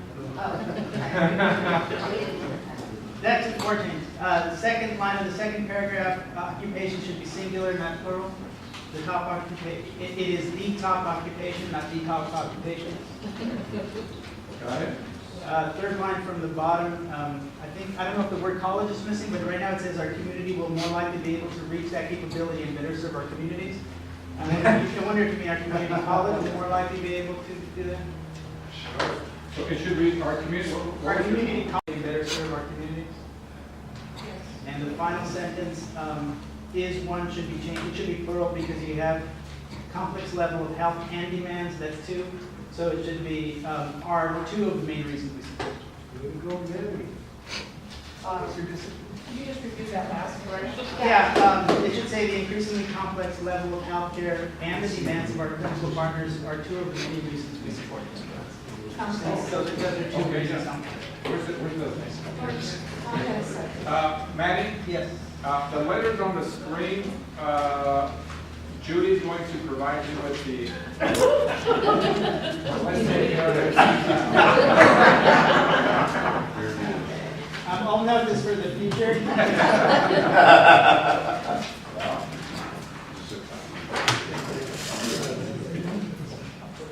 Oh, see, I didn't. Oh, so it looks like the has already been stricken, is that right? Yep. Okay. I believe, yes, Dan had made some corrections. Okay, so occupations looks like.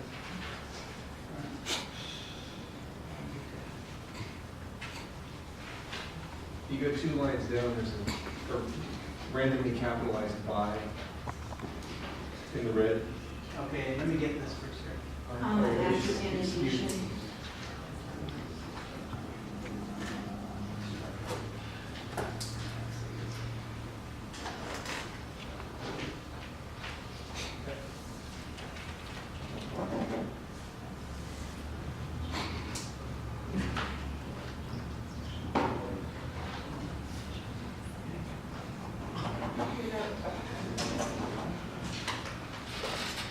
Yeah. Is there a strike through there? Can you say that? I don't see a strike here. There's one at the top. I'll just make it red then.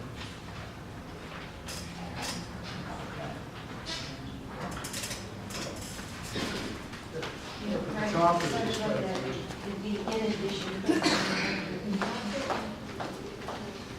Well, there's another comment. I can't see. Make all this red.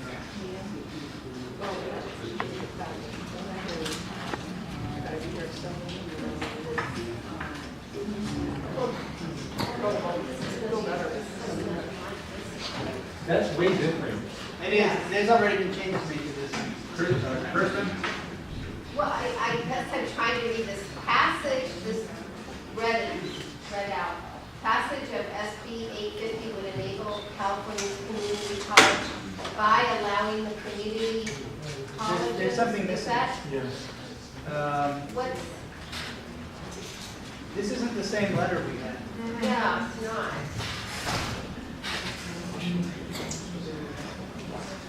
This part right here, Eduardo, that starts from red, in red, isn't in the letter we have. You know what it is? It's from there until the word by Yeah. does not appear in the letter. That's right. Yeah. That's right.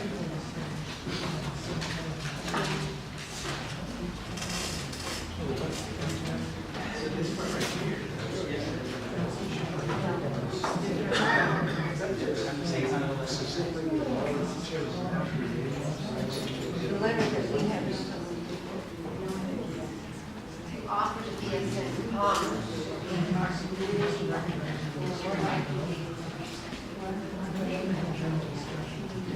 I'm going to make the changes on this.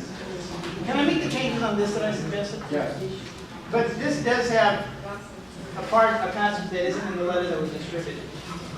It does or doesn't? It has a passage that isn't in the letter that was distributed.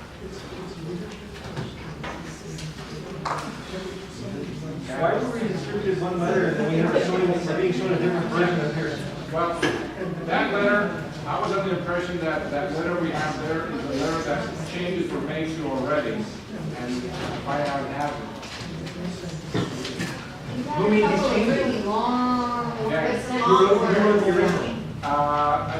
Chris, is it Diane, Dr. Moore? Who wrote, is it Dr. Moore? Dr. Moore wrote it so that, they just kind of briefly looked at it. We're very happy with the content, but it obviously does need some editing, as far as with the, commas and, but the faculty, now looking at it more closely, they're happy with the content itself, but it obviously needs some editing,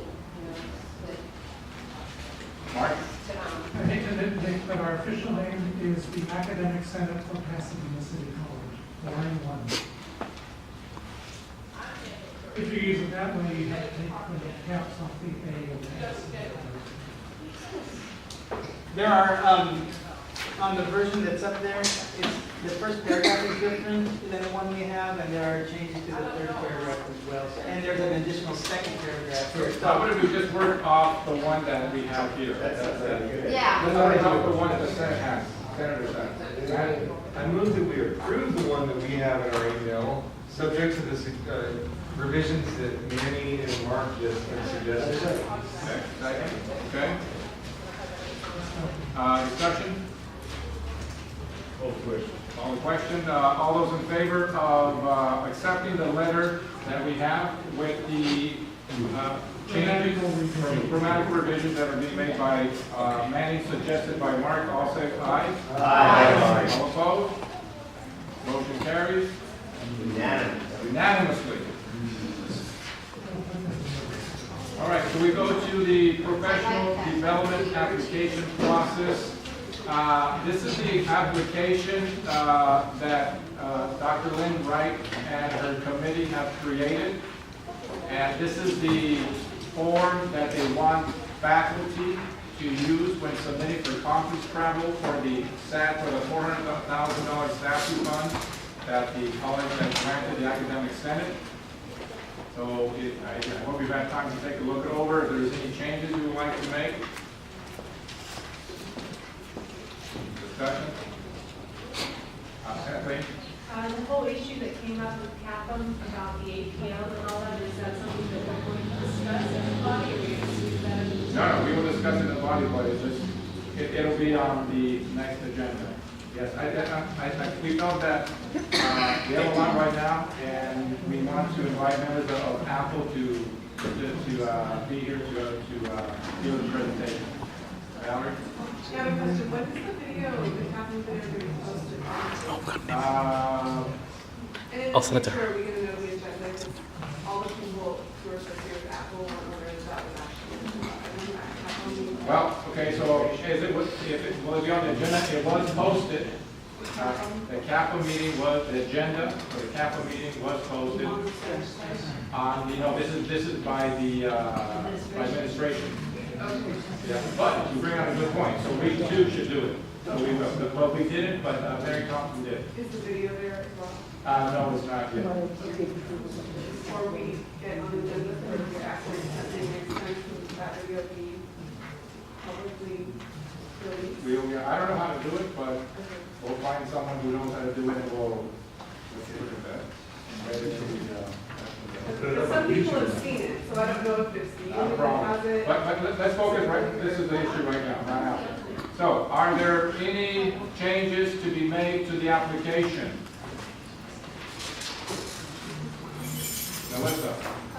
I would recommend kind of like in offices, there are multiple signatures that need to happen. Maybe like check mark, like it goes from one person, goes to the next, goes to the next, that kind of thing. Kind of a tracking procedure. Okay. Joe? Is there any kind of Days prior to the board meeting that occurs before the next date. I think whoever is filling this out should know what the deadline is. Jones, when you say the deadline, you're saying, if you're sitting in let's suppose I'm saying right, so are you saying that I need to know when the deadline is for your conference? Well, that would be nice too, but I'm just saying, if I'm submitting this to the committee, which is the right one, I just need to know when she needs to know in order for me to turn this around. I mean, How much turnaround time do we need then? yeah, and how will I know when it's approved? You know, what's the procedural piece of it is, and how long it takes is important. Okay. I guess maybe an instruction page that accompanies the form. Will do. Any other suggestions? All right, so what we'll do is, we'll pass this information on to Lynn Wright, and then we'll bring this up at our next meeting with this instruction page. Okay. Move on to our next item. Senate Resolution block scheduling, Pat Rose. You have in front of you, I passed it around individually, a resolution, a Senate resolution, just a suggested resolution, opposing the implementation of block scheduling until the Senate has been given the opportunity to review and to make recommendations. And what I wanted to do here is, I wanted to, first of all, it's very long and wordy. This is just a suggestion, but I want to put this on the agenda for next Monday for possible action, both for consideration of actually forwarding this resolution, but also making any revisions that we think are necessary. So basically, what I wanted to do is I wanted to show in this very long resolution that scheduling does indeed fall under the 10+1 academic responsibilities of the academic senate according to Title V. Some people have said, well, you know, this isn't really the purview of the academic senate, block scheduling. I also wanted to show that both the academic senate and the administration in the spring of 2013 recognized itself that scheduling fell under the purview of 10+1. For one, they formed the ad hoc committee on scheduling, all right? It was co-chaired by Paul Gerald, a faculty and a senator, and by Dr. Aureliano, all right? And by Dr. Bell's own admission in a meeting last week, that he was not aware that the academic senate had not mutually agreed on the implementation of block scheduling. So the administration and both the Senate itself has agreed that this is a 10+1 issue. I also wanted to lay out the argument that the Senate was prevented from reviewing and making recommendations about block scheduling because neither the co-chairs brought the block scheduling proposal to the Senate, even though early last spring, and it's in the minutes, that Paul Gerald reported that the draft proposal had been presented to the deans for their review. It was never brought to the academic senate. Therefore, I wanted the Senate to resolve that the block scheduling should not be implemented because the Senate has not mutually agreed on this implementation. Not that we oppose block scheduling, but that we weren't given the opportunity to review it and to make recommendations. So that is the gist of this long resolution. Also, you have included, President Cairo asked Dr. Aureliano to give us the evidence that was used, that our block scheduling is based on, and she gave us information from 8 colleges that were consulted that they all use block scheduling or different kinds of scheduling? Block scheduling. Okay, so this is the evidence that they use to base our block scheduling on, but my argument is that this is not really necessary for the moment because this is what we should have been given along with their proposal for the academic senate to look over and to make its recommendations. Right? So anyway, but Dr. Aureliano did submit this. This is what they based their block scheduling proposal on. All right, so I just want you to look this over for next Monday, and then we will discuss it then. Melissa, Wagner? There are different kinds of block scheduling. There's not the same thing. Some of these colleges need to have the same kind of. Melissa? Because this is an information item with possible action taken, isn't it, I thought we would, we looked at this. This isn't actually, this was put in the wrong place. Oh. This is an information item and next Monday. Oh, It would be an information vote on it item today? with action taken then. No one's had really the chance to look it over. It's just, I'm just putting it out there for you to look over, and then we will discuss it next week at possible action. So that's just a little mistake. Ron? I move that we invite Dr. Ariano to the Senate meeting next Monday so that we can have heard the benefit of her thinking about why this is the best possible schedule, and so that we can have some back and forth about it. Can I comment on that? You don't have to move that, you can just ask. I asked. Sincerely. Duly noted. Matt, Katie? can you get that sentence? I mean, so we can see it, get back to the pockets among our divisions about it. Do you want me to do that? That would be awesome. Okay. Oh, no. Did Julie?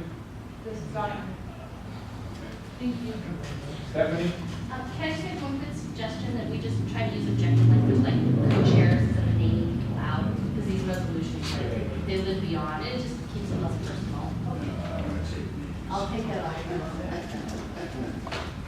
Should I say faculty co-chair? I would just say, you know, the co-chairs or the manager co-chair, or, you know, just try to keep it. I think I'll put whereas the That way faculty it's co-chair. Yeah. And the, yeah. Valerie? Did you want this digitally sent to all senators or just you? To all? Senators, yeah. Okay, senators, okay. Dave? I'm wondering why we invited someone to explain block scheduling to us. The complaint is not about block scheduling, it's about implementation, bypassing shared governance. I hesitate to invite someone to explain this is why we did it. Yeah. See, it all makes sense, but. No, that would be the kind of question I would, that's why I suggested it. Was like be able to ask that kind of question, as well as the structure of the schedule itself. Because we give the block schedule structure and why they did it doesn't matter. It's like, you bypass shared governance, that's our complaint. I don't care how good your argument is or how many puppies you save. You bypass shared governance, we're part of the institution. Let me just say that that question has already been answered. Okay. She said that the reason why it did not come up to Senate, to the Senate, is because there were senators, faculty members already on this committee, and it was her belief that those members presented to the faculty, to the Senate. That was her statement, so we can ask her again if you'd like. Stephanie?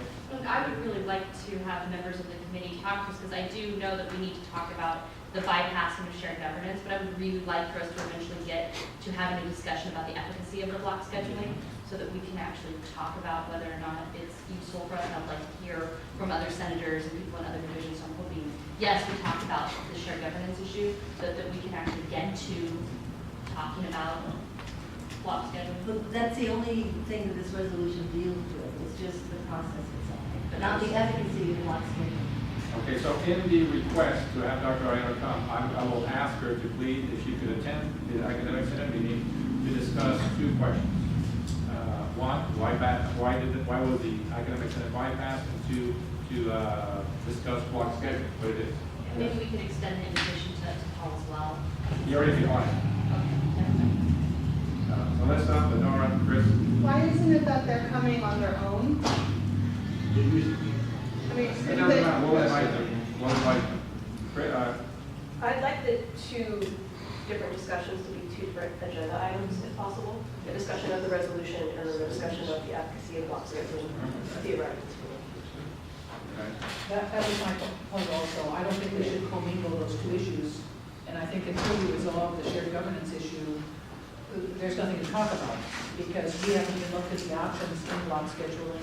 Nobody's had a chance to research that or see any options. All we've had is one thing, dropped on top of us. And so I'm not just going to be willing to approve that because I would care, I'm sorry, my bad, about why they avoided using shared governance again. So are you saying that we should only discuss one, the resolution, and not both? I think we should only discuss one, just the resolution, because that's the only issue on the table right now, is this resolution. Yeah.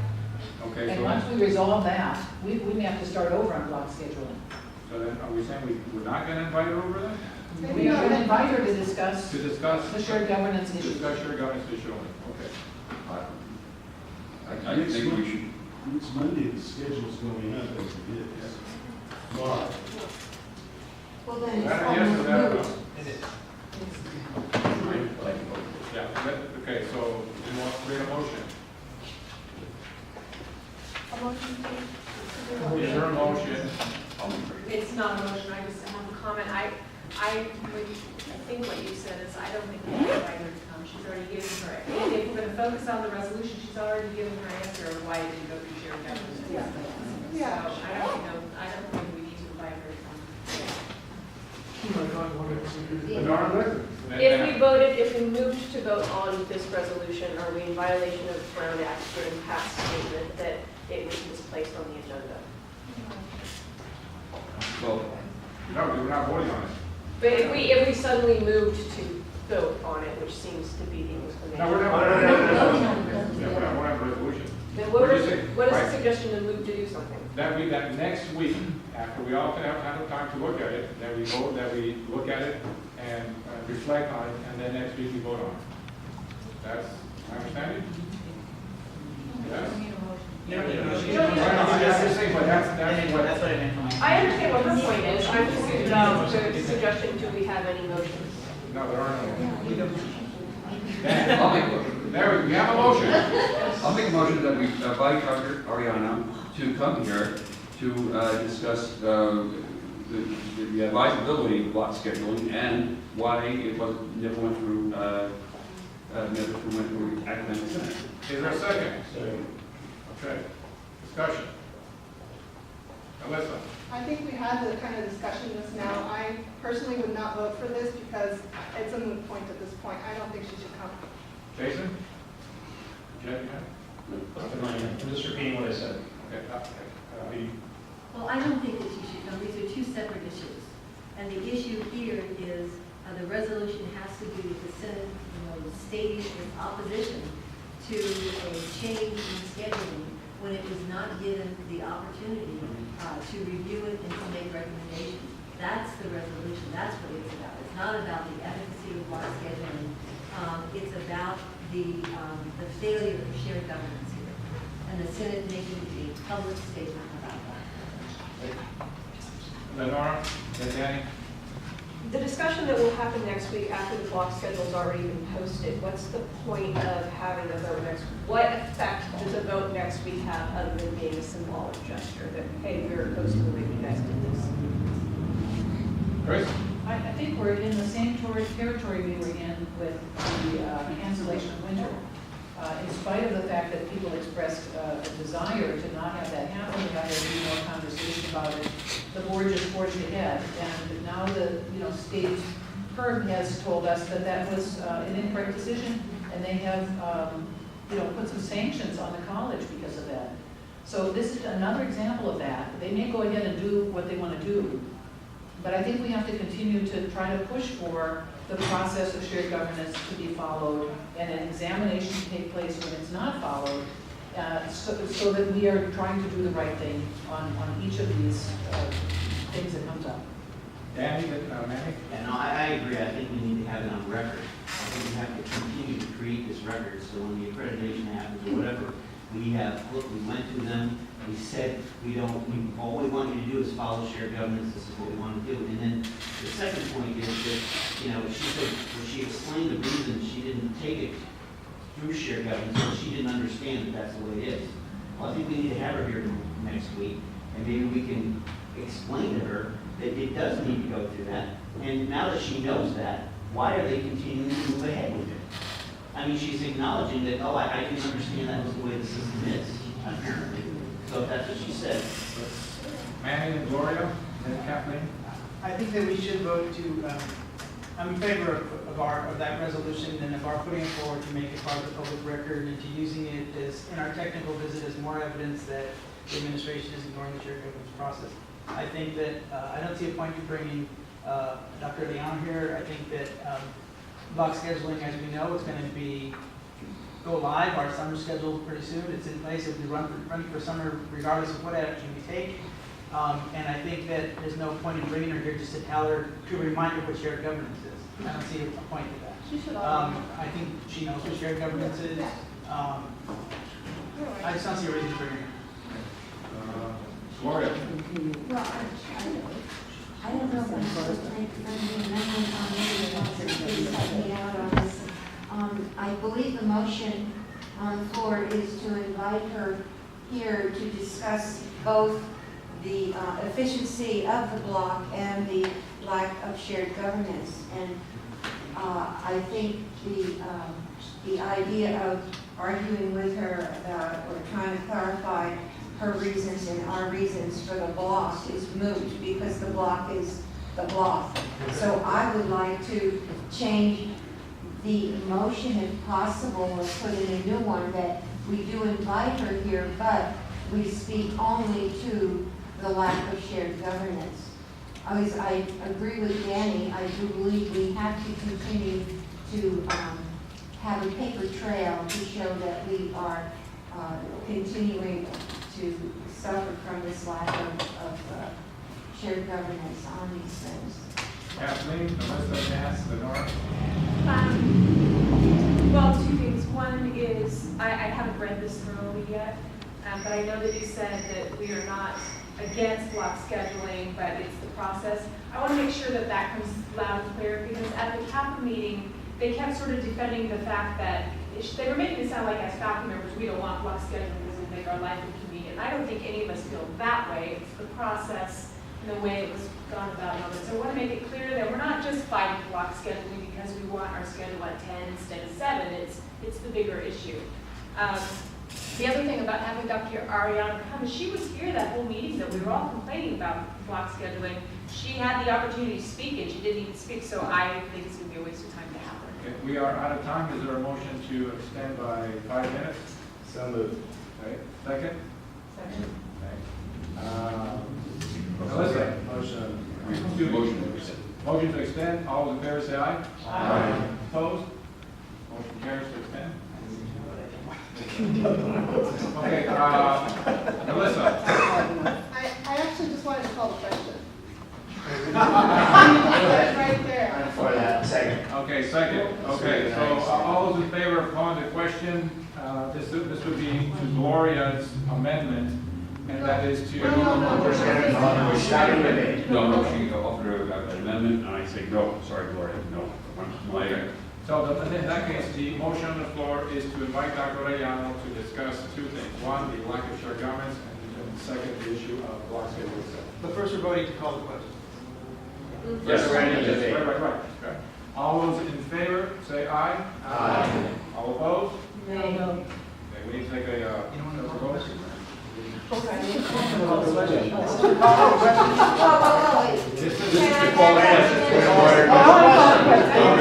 All those in favor of calling the question, say aye. Opposed? Motion carries. All right, we're now going to vote on the motion of inviting Dr. Arellano to discuss two things. One, the issue of lack of shared governance. Two, the issue of block schedule itself. Roll call. Roll call vote. Ready? Okay. President Carlos? I don't know. Curtis Douglas. Yes. Pat Rose. No. Dan Haley. Yes. Mark Dodge. Aye. Ani Dodge. Absent. Danny Hammond. Yes. Chris Pilon. No. Dave Hewitt. No. Jason Norris. No. James Aragón. Tomás Riojas. No. Mandy Perea. No. Gloria Horton. No. Krista Walters. Kristen Hyatt. No. Lachlan Prasad. Yes. Melissa Michelson. No. Dorothy Potter. No. Kathleen Uyakawa. No. Dan Gallup. No. Matthew Hennis. Terry Stoddard. No. Valerie Foster. No. Russ DeFiore. No. Katie Rodriguez. No. Stephanie Fleming. Yes. Mark Whitworth. I'm sorry, AC Panella. No. Sharok. Lenora. No. Joe Bushko. No. Yolanda McKay. No. Bob Foster. Aye. Well, let's see. I'll do the notes.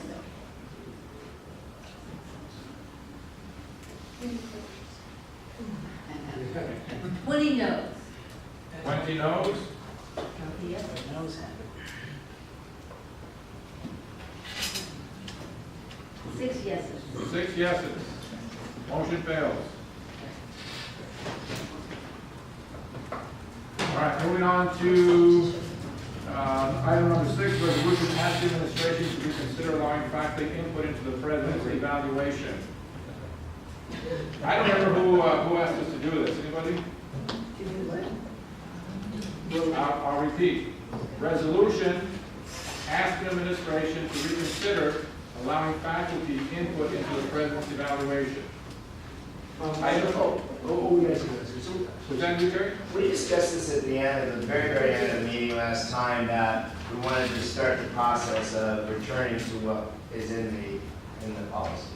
So all we're doing is basically bringing to attention policy and asking to get back to that. So are we then asking to write a letter to the administration or writing a resolution? Two different things. Yes, Valerie? Oh, excuse me.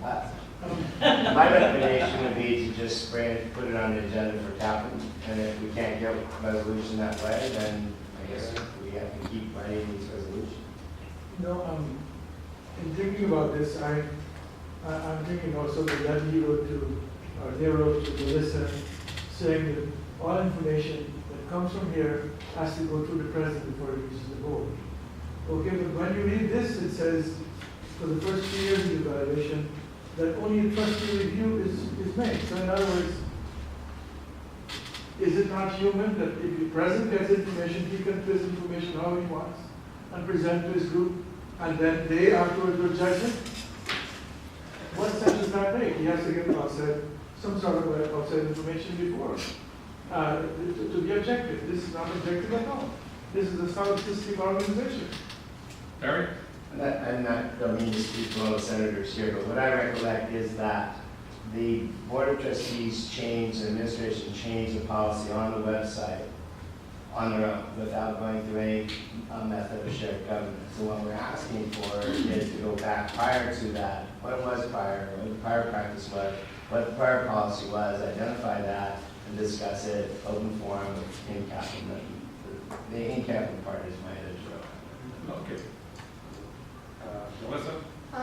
I know that one way to put things, or to have the Board of Trustees look at policies and make changes to the policies, is for the public to come forward and request that they do so.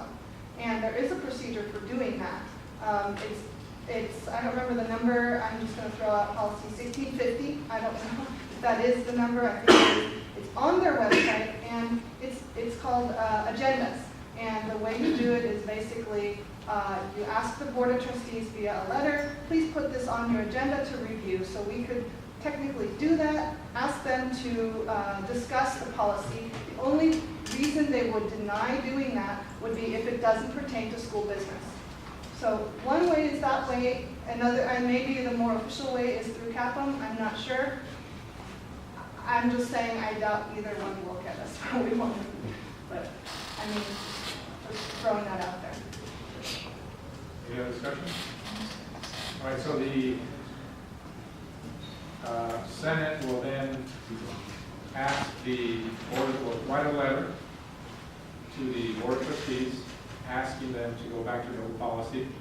We will write up a letter this week. We'll present it to the Senate the following, that is coming meeting, and we'll take it from there. All right, Is that what you were suggesting? That's not what you were suggesting, is it, Terry? Well, to say what I'm suggesting was I just think we should go on the agenda and capital and talk about it. Oh, okay. I just don't think two wrongs make a right, and I think that the best policy is an open one where you talk to people about things. And so this policy was changed this policy was changed arbitrarily by the administration and Board of Trustees on the website. I'm just saying, go back before that, pull it, talk about it, and see where we want to go. And you do have both of those in your packet, the new policy and the prior policy too. Yeah, I'm just stating the facts that were presented to the academic senate last week. Chris? I think that would be fine to discuss that at CAPM, but it wasn't, I don't think, the president's decision to do that. And so the right form might be to show up at a board meeting and speak at public comment and bring that up, so that the board hears it from you that, you know, this is something you're concerned about. Because I'm not sure in CAPM that the president will have any authority to make that change. That was done by the board. Melissa? I mean, isn't the procedure for CAPM where you discuss with him and who sets the agenda? President? All of We you do. together? Okay, Yeah. so if that goes on the agenda, that's on there, you guys talk about it, and then what happens? President Roach is supposed to then talk to the board about what was discussed. We could ask him, at the meeting, we could ask Dr. Rocha that we suggest that he ask that we ask him to speak to the board of trustees, asking them that we would like to go back to the old policy.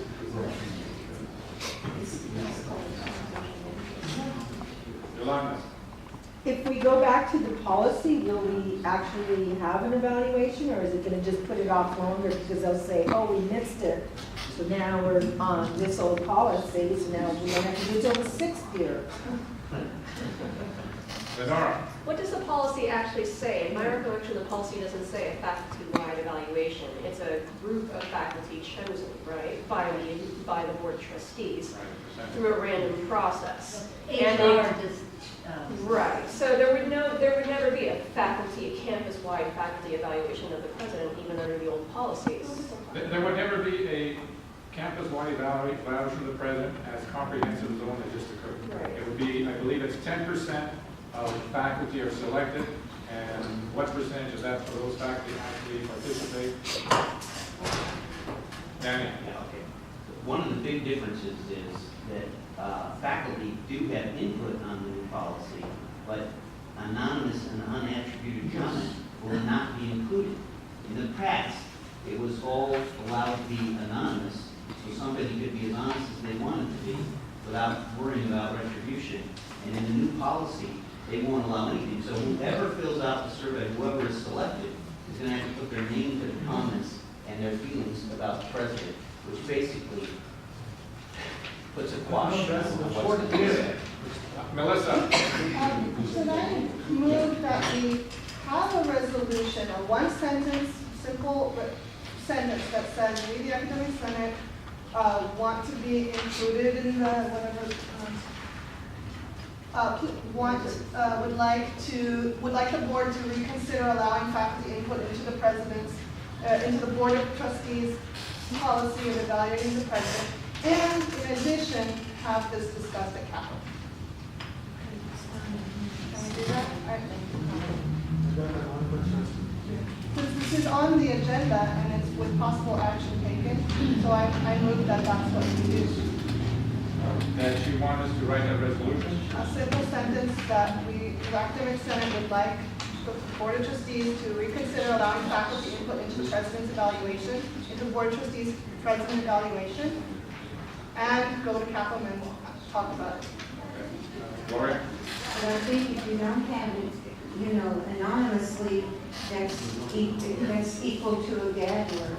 I mean, nobody's going to put their head in the news because we've seen, So rather than asking to go back to the old policy, the Senate should say, we want to go back to the old policy with certain modifications. And the Senate should create those modifications and submit that. The old policy was anonymous, right? Yeah, The old policy was anonymous, the other difference is The old it was policy every was 2 anonymous. years. And it's every 2 years. They changed it from every 2 years. I'll second the motion. Yeah. We're discussing it. I'll There's second other it. things. The old policy was anonymous. All right, Dave, you're seconding the motion. I apologize, but I don't remember what the motion was. We're discussing your motion, I thought I should second it since we're talking Okay, about it. Melissa, your motion is? I move that we write a one-sentence resolution asking the administration to reconsider allowing faculty input into their evaluation of the PCC president, and that we go to CAPA and discuss that the next CAPA meeting. Friendly amendment that we make it has to be anonymous. Yeah, friendly amendment accepted. What was that, brother? anonymous faculty input. Anonymous? So you specify Friendly amendment, anonymous faculty? input. I knew what it is. This wasn't. Melissa, how about if you write it, submit it to the Senate, and we'll put it on the agenda for next time. Okay. All right. Okay, moving on to, Can we just, I'm sorry. just before she writes it up, I would prefer it to say something like, we just want to go back to the way things were. Instead of it sounding like we're asking for something new, we're asking for something new that's never been done, we just want it to go back to the previous policy. And then we should state the year the last year that policy was in place. So we're all in agreement as to what that is. Could we also state what it would mean in terms of when the president would be, that we would be participating in his evaluation? Any suggestions, please submit them to Melissa. All right, under information, no action taken. Crystal Welter left a message on the phone saying that no action has been taken by the committee, and she prefers to speak at the next Senate meeting to see if there's to provide us with any new information. No item there. No action there. Next one, replacement for CNI chair. This is simply to provide us with an update of the current status that I believe we mentioned last time. Carrie Starber has been promoted. She's now part of administration, so there is a need to seek a replacement. Shirley, is this one about the process? Well, the process here is that we believe the process is that what we wanted to do was open up the position to all faculty. Jeremy Sparber said that's not the way it is. The policy is that members of the committee, some within the members of the committee are going to be. You've had to serve on CNI for 1 year, and so you have, and preferably in that current year, to be elected. Thank you. So that is the process. Now, that is the process by which the next CNI chair will be selected. Is that in writing? Yeah, it's under their mission policy.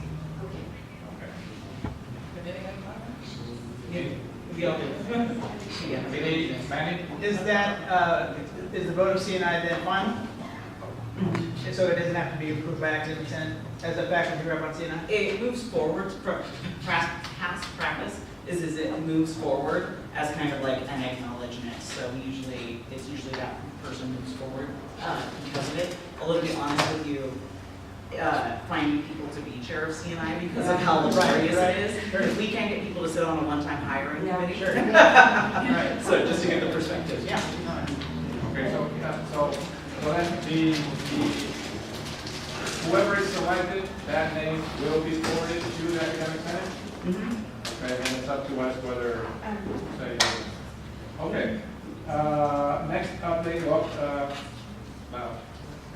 Leslie Tirapelli has been extremely patient. Thank you very much. She's going to present about the distance learning. You're going to give us a distance learning update based on a past presentation was very, very good. Who's in control? Right over here. Thank you.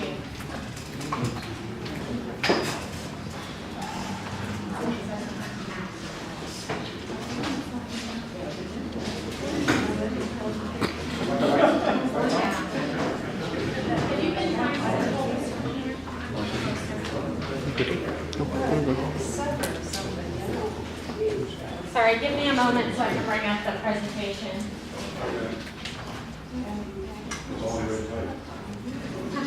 Beautiful, huh?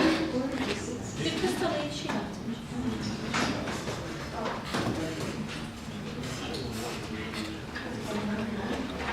Am I saving this? No. No.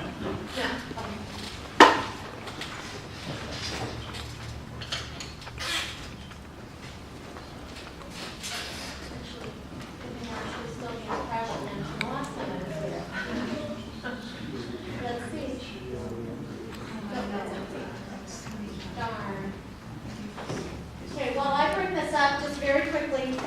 In early December, I was at a conference. It's called the Directors of Educational Technology for Higher Education in California. So you have representatives there from the UC system, the state system, and California community colleges, plus some private institutions. Primarily the people there are, okay, nobody look. Oh, that's okay. Primarily people who are there are, Take a picture. yeah, are CIOs, so Chief Information Officers, who are in charge of technology for their schools, but also a huge part of the group are distance education directors and deans, because ed tech and online are just intrinsically tied in what we do. And so I'm actually on the board of this particular group. And so we meet annually. And at this particular event, the Chancellor's office was present, and we had what we call a community college one-day meeting, where all of us gather together and we talk about what's going on throughout the state. And so first, before I start this presentation, please note that this was a technology meeting with a bunch of tech kind of geeky people. And this was not looking at what, sorry, I have to get to see for college council. You get to see my life here, sorry. There we go. And this, can I do it from here or do I have to download it? I have to download it.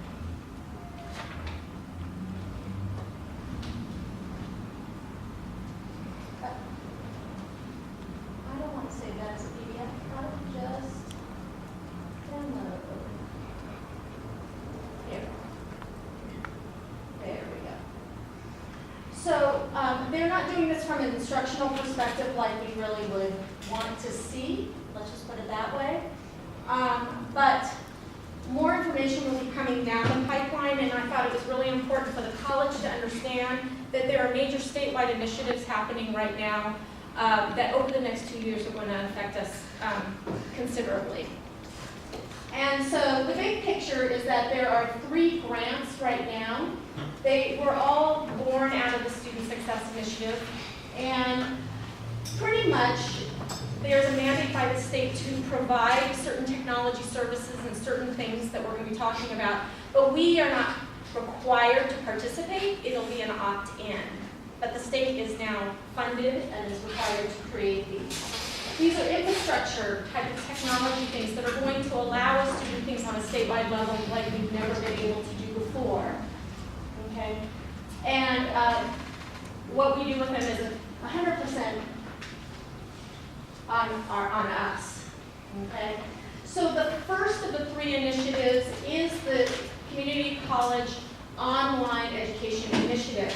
I'm going to actually stand up. It'll be a lot easier. And it's a lot of money over quite a length of time. This year alone, they're going to spend $16.9 million on this particular project.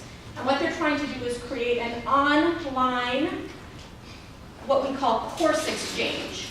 So a student is going to be able to, a PCC student is going to be able to go to this online portal and pick online courses. And that course will work towards their PCC AA degree, and we will also receive the FTES for that student. So there's going to be a home college. How that's going to be determined is going to be something that's in the works with statewide communities. Okay? But the key is that there's going to be what's called this course exchange.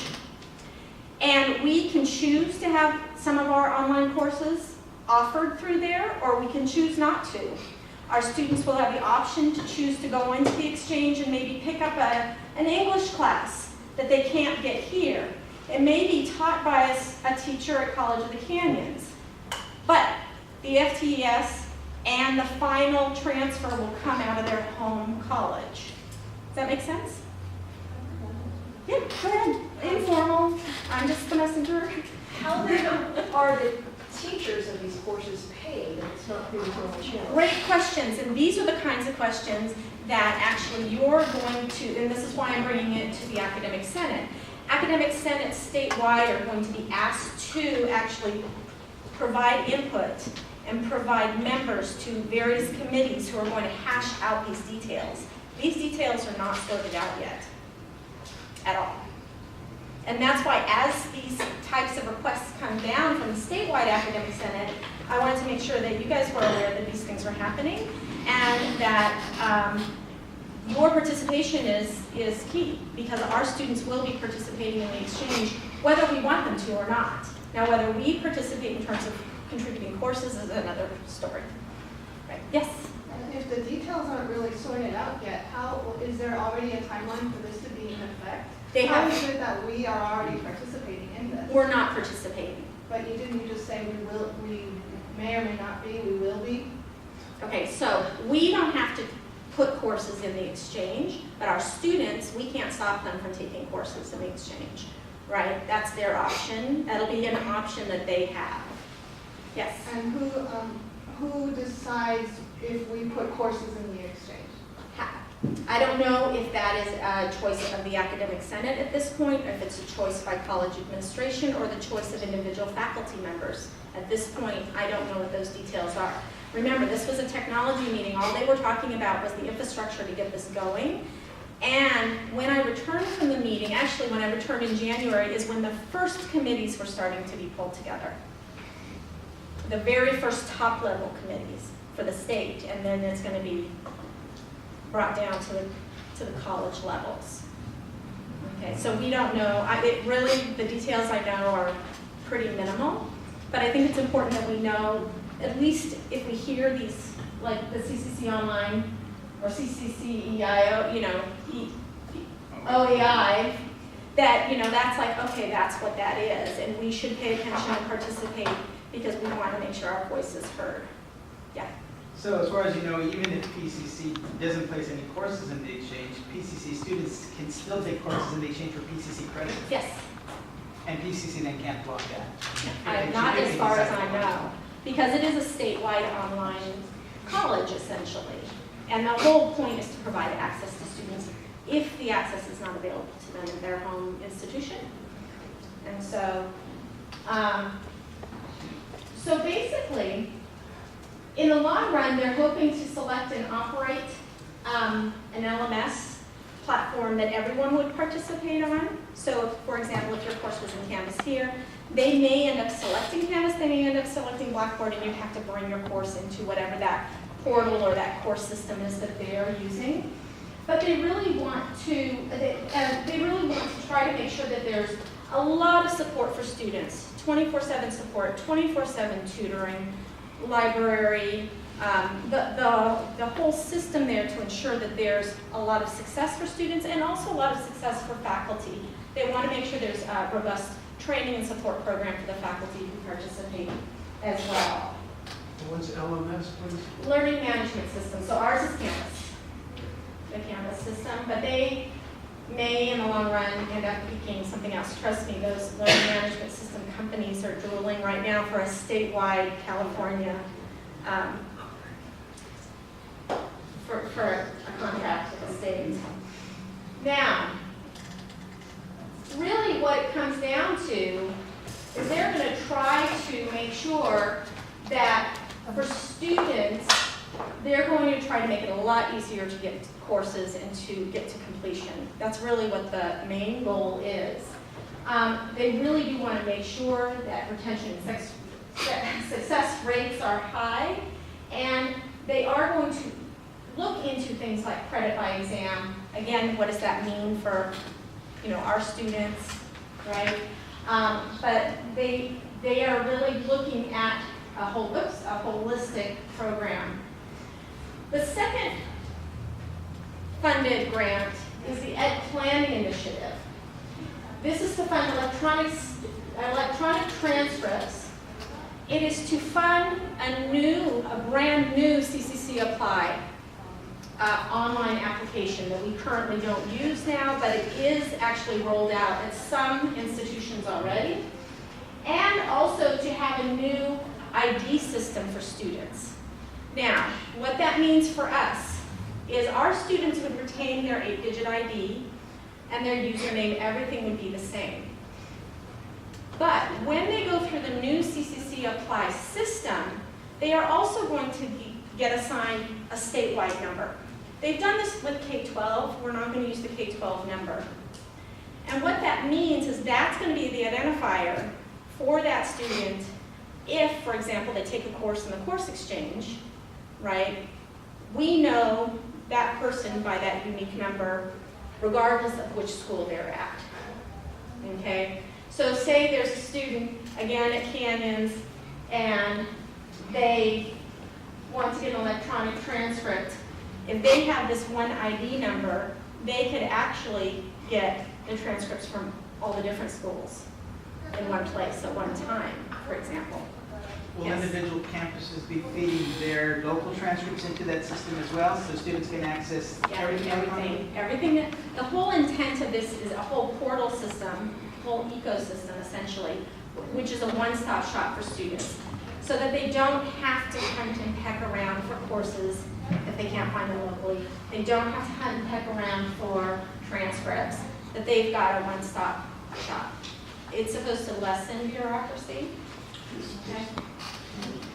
Now, the Ed Planning Initiative basically is so that students can, with their combined records from all the different colleges, because they are now identified by a unique number, can actually have a holistic ed plan. And that we don't just give them an ed plan from PCC that doesn't include courses that they've taken elsewhere. Because now all that data can be consolidated into a single ed plan that says you've taken this, and they may have taken courses at 4 different schools, for example. Yes? Have they studied the impact on what this might have on, the impact it'll have, let's say, on local counseling departments? I mean, if students are going to the exchange, getting ed plans through there, how it impacts what we do here? I think that what it will happen is, again, it's opt-in, right? So I don't think it's replacing what happens here, and I think it's going to be a gradual migration where eventually everybody will want their data and their information as part of this, but I think those in-person interactions will never change. Students will still have to see a counselor to help them make that plan and plan that path out. They just won't have to now eke out the information from a variety of schools to be able to create that holistic plan. This is really not anything other than to show you that really they plan to release this by 15-16, the last 2 projects. It's already 14. That is really, really fast. That doesn't mean everybody has to jump on board then. It means that's when they think this platform's going to be ready for people to participate. We will have a choice as an institution how much we participate or not. Is there any information other than their transcript rate and plan that the students are putting up there? Yeah, you'll see there's a lot. So I'll bring those up real fast. So the third project, at the end I have a holistic chart of everything that they're going to cover, is a common assessment.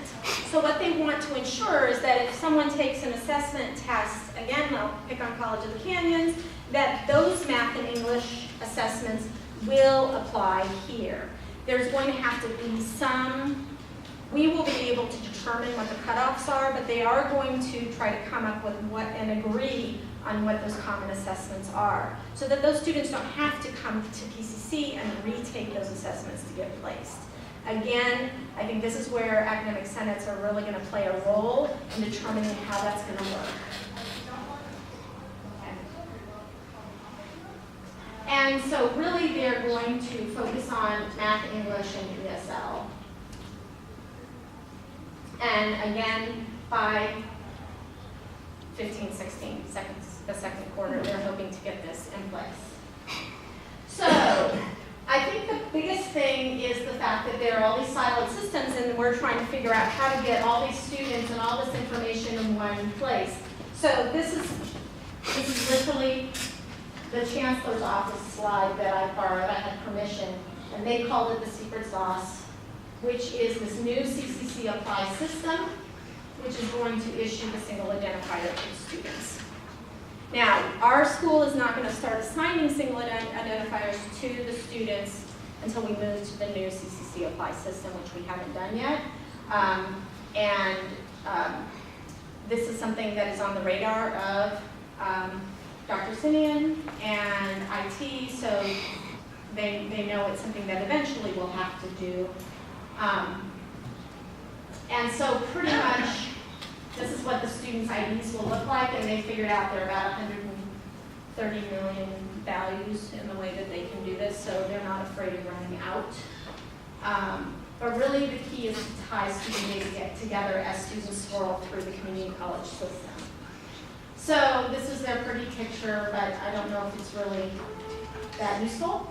But this is actually what I found quite interesting, is that this is their portal architecture. And as you look through this, you will see that going across the top, they are going to make sure that they get the application services in, and they've actually gotten that done between the yellow rectangles and the yellow circles or ovals. That's when the assessment services come in, then they get into the e-transcript, then they start looking at the articulation services, and as they go through, they actually are going to include a portfolio system so that they can share portfolios throughout the system, a shared space. Yes? So I'm noticing they're putting their FAFSA information through the system as well. I guess my primary concern would be just the security implications of hacking one thing and getting 130 million Right. information. So I think a lot of states have statewide systems where this is done. First of all, I also think that the people who are doing this have security of our students in mind. In fact, I would probably venture to say that the security may be even better than our own, in many ways, because these are professionals who are pulling this together. So, I mean, yeah, there are always security issues, and that's something to bring up when you begin participating in the various committees that will be formed to help formulate policy, procedure, and so forth. How are those committees formed? Who's forming them? You should be able to contact the statewide academic senate to see where they are with forming committees, but I do know they've only just started forming the very top layer committees, at least for the online portion. These other two grants, the assessment one and sorry, I'm blanking. It was assessment and Ed Plan, thank you. Those are existing grants that they've been working on for a while, so a lot of that foundation laying is already there in terms of the technology. And basically, this is everything that they're hoping to do. They're hoping to provide full service to students from top to bottom in one place. Yes?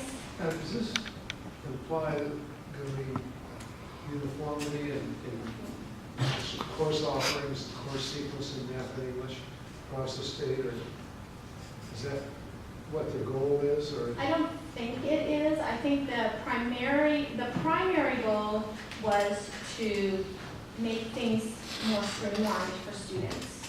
I don't think it was to get everyone to conform. I think part of the process is trying to determine whether or not, say, if a student is going to take an assessment and we all, as a state, say this is the common assessment we are agreeing to, that we can choose what our cutoffs are locally, for example, for our entry-level English courses or math courses, for example. And then, of course, our curriculum is our curriculum. We still go through our own CMI committees, and that's all done locally. and I guess they'll be recruiting people to teach these online courses.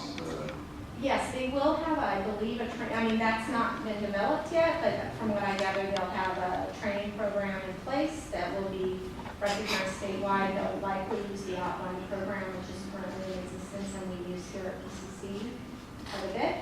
And so, Excuse me, that's where there might be the uniformity.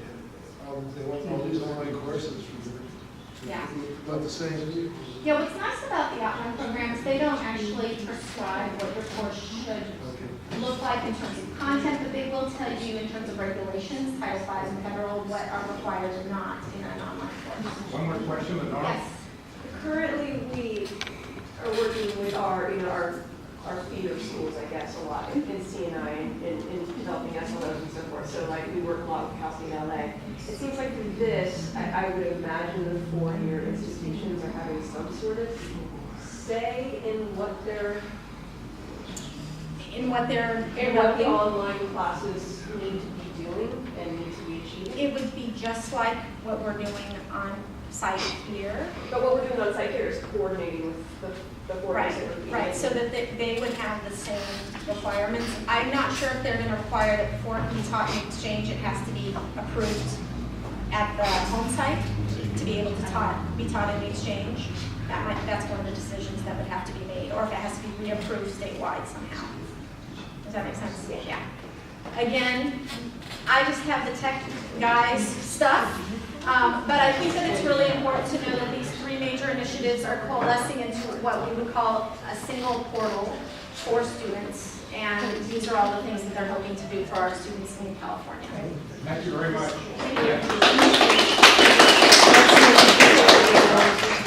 Thank you for your patience. Dan now has the results of the vote. All right, I'm going to do these in reverse order, and you'll find out why when I do it. Number 13, Associate Vice President, Academic Affairs Hiring Committee. The top vote getters were Charlene Potter, Kathleen Uyakawa, and Martha House. I move that we approve those three for this hiring committee. Discussion? Well, that's, Kathleen? Those were not people that were there. Martha House was not there today. Tricia was there. Charlene.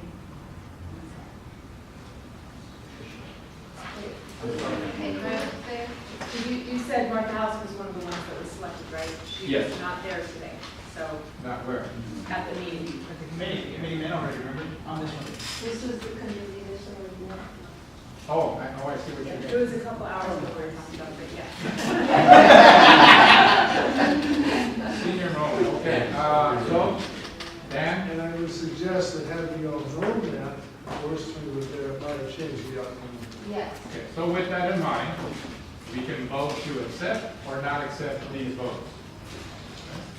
All right, so, We can also pull, it might be easier just to pull for the individuals. Sure. But a question, if we vote not to accept, does that mean that we will now get another ballot to vote on, or are we now not sending any names in at all? well, we can divide the vote. We can divide the vote to approve 1, 2, or 3. You want to make it, we can either vote to say no to everything, and then But what have, happens? if we say no to everything, Kathleen will not attend the next meeting, nobody attends the next meeting, and by the time we meet on Monday, the next Monday, if we do have another ballot, the committee may not accept the names that we submit to them. Melissa? Is there any way to ask that they halt their procedure Absolutely, just we can 1 ask, minute, but they don't like have to 1 do it. week? They don't have to, but they might proceed without any faculty input there. Correct. Is it possible to have for a motion with those people who were at the first meeting? If we do not accept these candidates, can we have a motion that those who were there be adopted? Is that Absolutely, absolutely. Kathy, do you know who was there? Yeah, but I don't know, for instance, I don't know why Martha wasn't there. We got 2 meeting notices, and the list of people that were on the meeting notices changed a couple times. So I'm not sure who picked or how they picked. I just know that Martha was not there today. The faculty members were Charlene, Patricia, and myself.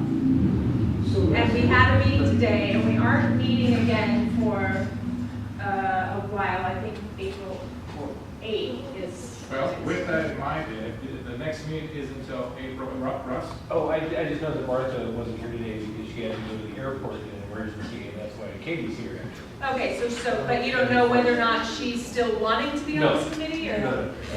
So I think we have time then, what we could do is this, just a suggestion, we can vote to accept these names, and then at our next meeting, find out, between now and then, find out if they can't, and then Kathleen, if you wouldn't mind, call them and say, these are the dates that we're meeting, and then we just have them vote.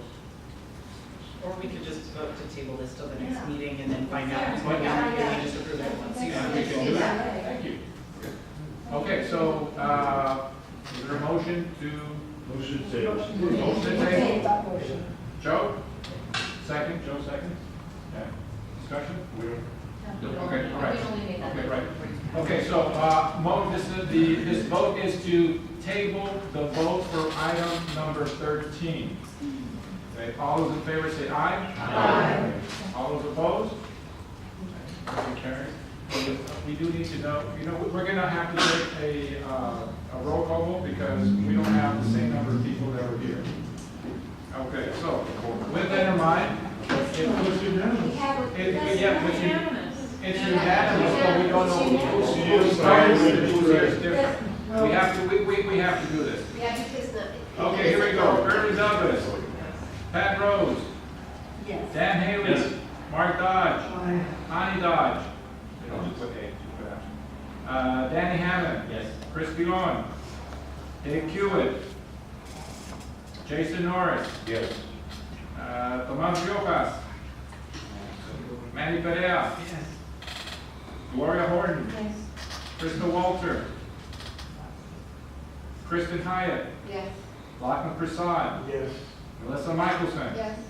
Dorothy Potter. Yes. Kathleen Yakawa. Yes. Dan Gallup. Yes. Matthew Hennis. Terry Stoddard. Valerie Foster. Yes. Rusty Fiore. Yes. Katie Rodriguez. Yes. Stephanie Fleming. Yes. Casey Panella. Yes. Sharuk Bastani. Lenora Rogas. Yes. Joe Bushko. Yes. Yolanda McKay. Yes. Ryan Foster. Yes. Okay, motion to table for next week has been passed unanimously.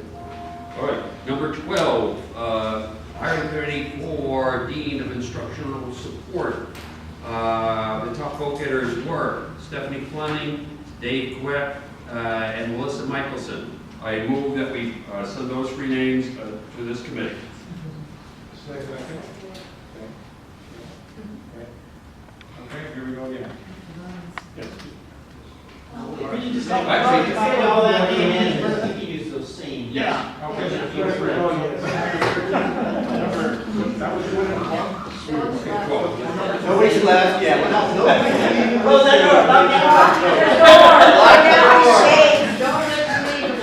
door. All right, here we go.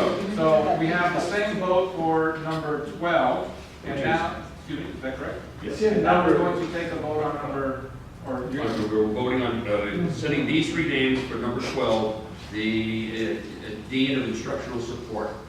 Stephanie Fleming, Dave Quepp, and Melissa Michelson. All right, so now, okay, Move the second. I thought we already did. No. We Did? voted on it. No, we didn't Oh, you didn't vote? Oh, okay, excuse me. All in favor, say aye. Aye. Opposed? Abstention? All right, now, number 11, and this is the Associate Dean, Pathways and Professional Learning. The top vote getter was Rob Lee. It is a 3-way tie for the next 2 slots. It's Chris Beyond, Laura Aronson, and Julie Kiotis. Now, what I recommend is we all just take a vote, and for all 3 of those people, whoever gets the most votes, that's the 3, that'll be the 3 people we set. I don't You understand. You want to table it? No, how many, so who, You so got Rodney Rodney. is definitely, how many? Rob Lee, Probably different. Top vote getter, Rob Lee. The next 3 are tied. 12, 12, 12, or 20, 21. Can I call Lauren right now and see if she's willing to remove her name so we can just do this? sure. And so we need to pick 2 of that, 2 of the others. And then Rob. The others are going to be Chris Beyond and Julie Kiotis. If Lauren removes her name. Yeah, she Is that okay with the Senate? Yeah. It's her son and then she's also. Well, let's just vote to table this until Yeah. next week. Yes. And check maybe Chris, Correct. she's Right. on the Maybe ask Chris also. Okay. Maybe we should just let all of those names in, and For the then next we're up to one. you guys to resolve what. Yeah, let's approve all 4. Approve all 4, yeah. Look forward then. Approval for, and then the executive committee decide. Yeah. Okay. I don't know, yeah, I was thinking the same. That's what we'll do. We'll contact the 3 people and see which one of those, so we'll okay. So, Also- motion to approve all 4 with the executive committee deleting 1. Except Rob Lee. Yes. I second the motion. Okay, all those in favor say aye. Aye. Opposed? Motion passed unanimously.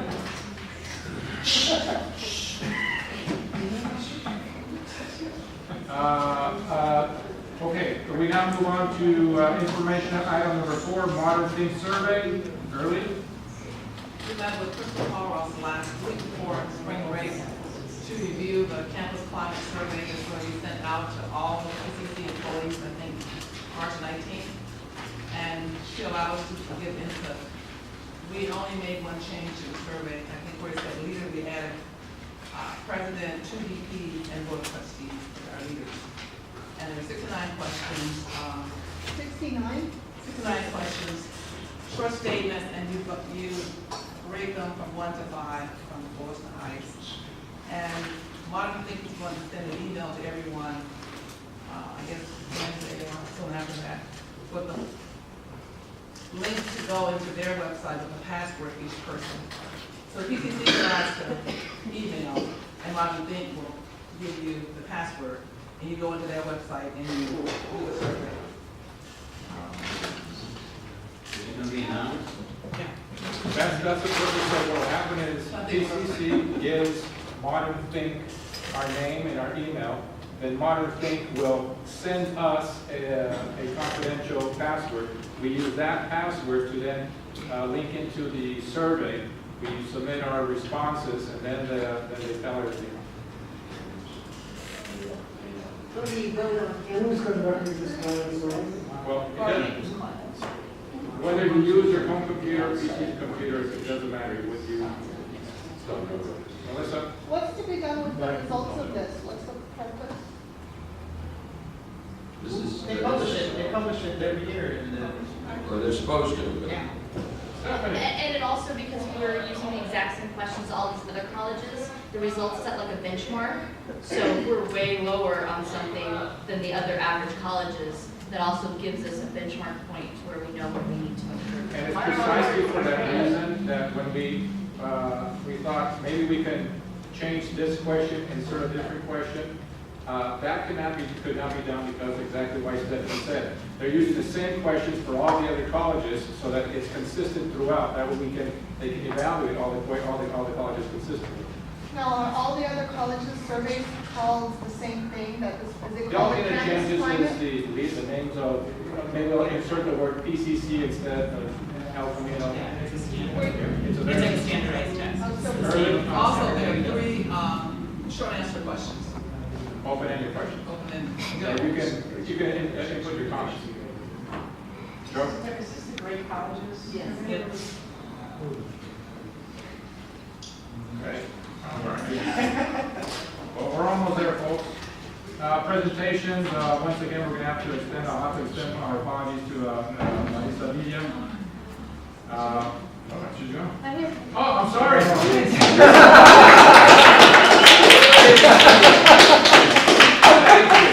3 hours late. But yes, good afternoon, senators, more like good evening now. Hi, Bill. I just wanted to introduce myself. My name is Larissa Villa. I'm representing Project LEAP. I am the coordinator of Project LEAP. What I'll do is I'll pass along our handout, which kind of gives you a better explanation. Also, it's a pretty color. Bring some color in here. So basically what we are, we're housing the Office of Student Affairs. And what we do is we do mentoring for students, primarily students who are having academic challenges or disadvantages. Our goal is to provide equal access to education for students who have been disadvantaged. So a lot of our students that come in are low income, first generation. A lot of them have been through the foster youth program. They're on academic probation. So we're really hitting the students that need the most support. And we do mentoring because mentoring has shown that through a lot of research, it does create success for students. They are more likely to get a college degree. There actually was a recent study where they had a 170% more likely chance to graduate. So it's really significant. All of our mentors are faculty and staff on campus.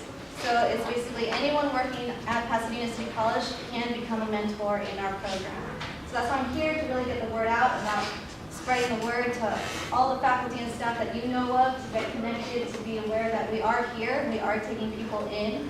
So if you've ever wanted to do mentoring, or if you ever thought of someone who mentored you, we do faculty and staff because we've already graduated from college. We knew how to get through that avenue, a lot of the bureaucracy that comes with getting an education sometimes that now these students are also trying to do with limited resources and limited support. So part of the mentoring also provides that consistent stability that a lot of them didn't have also growing up and now trying to enter into a kind of a bureaucratic system of education. So, and we are a grant-funded program, I forgot to mention that, through the city of Pasadena, so we're really here to better the community, that's our goal. On top of that, what we also do is individual counseling, primarily through me. We also do life skill workshops, events, and assessment. So really getting students to find out who they are, what their values are, and how to set goals to get to the next level that they want to get to. Whether they want to transfer, they want to get a certificate, they want to get an AA degree or an AS degree. That's what we're here to do, to provide that support. And just to give you a little history, I'm not sure maybe some of you know, heard of Project Leap before. We started about 25 years ago, so we're actually fairly old. Well, maybe not too old, but through the 90s, we had Jose Gonzalez take over it. Sandra Hill took over in the 2000s, and then it kind of fizzled out when she retired, and I was hired to bring life back into it. So you're going to be hearing about Project Leap a lot more, and I encourage you and hope that all of you will also spread the word to your students. I see you as the ones that are at the forefront, working with a lot of students. If you know of any students that can benefit from our program, that would be great. Have them come my way. My contact information is on the flyer. The best way to contact me is through email. They can also call me. Or if you also want to join or be a mentor, or know faculty or staff who want to mentor, that would be great. Come on in. I'm actually in this building, the CC building, the Office of Student Affairs, room 105. And all the information is on the flyer. So, definitely, yes? I have a question. Are cadets participating in this? Excuse me? Veterans. Veterans, yes. It's open to all students. Thank you very much.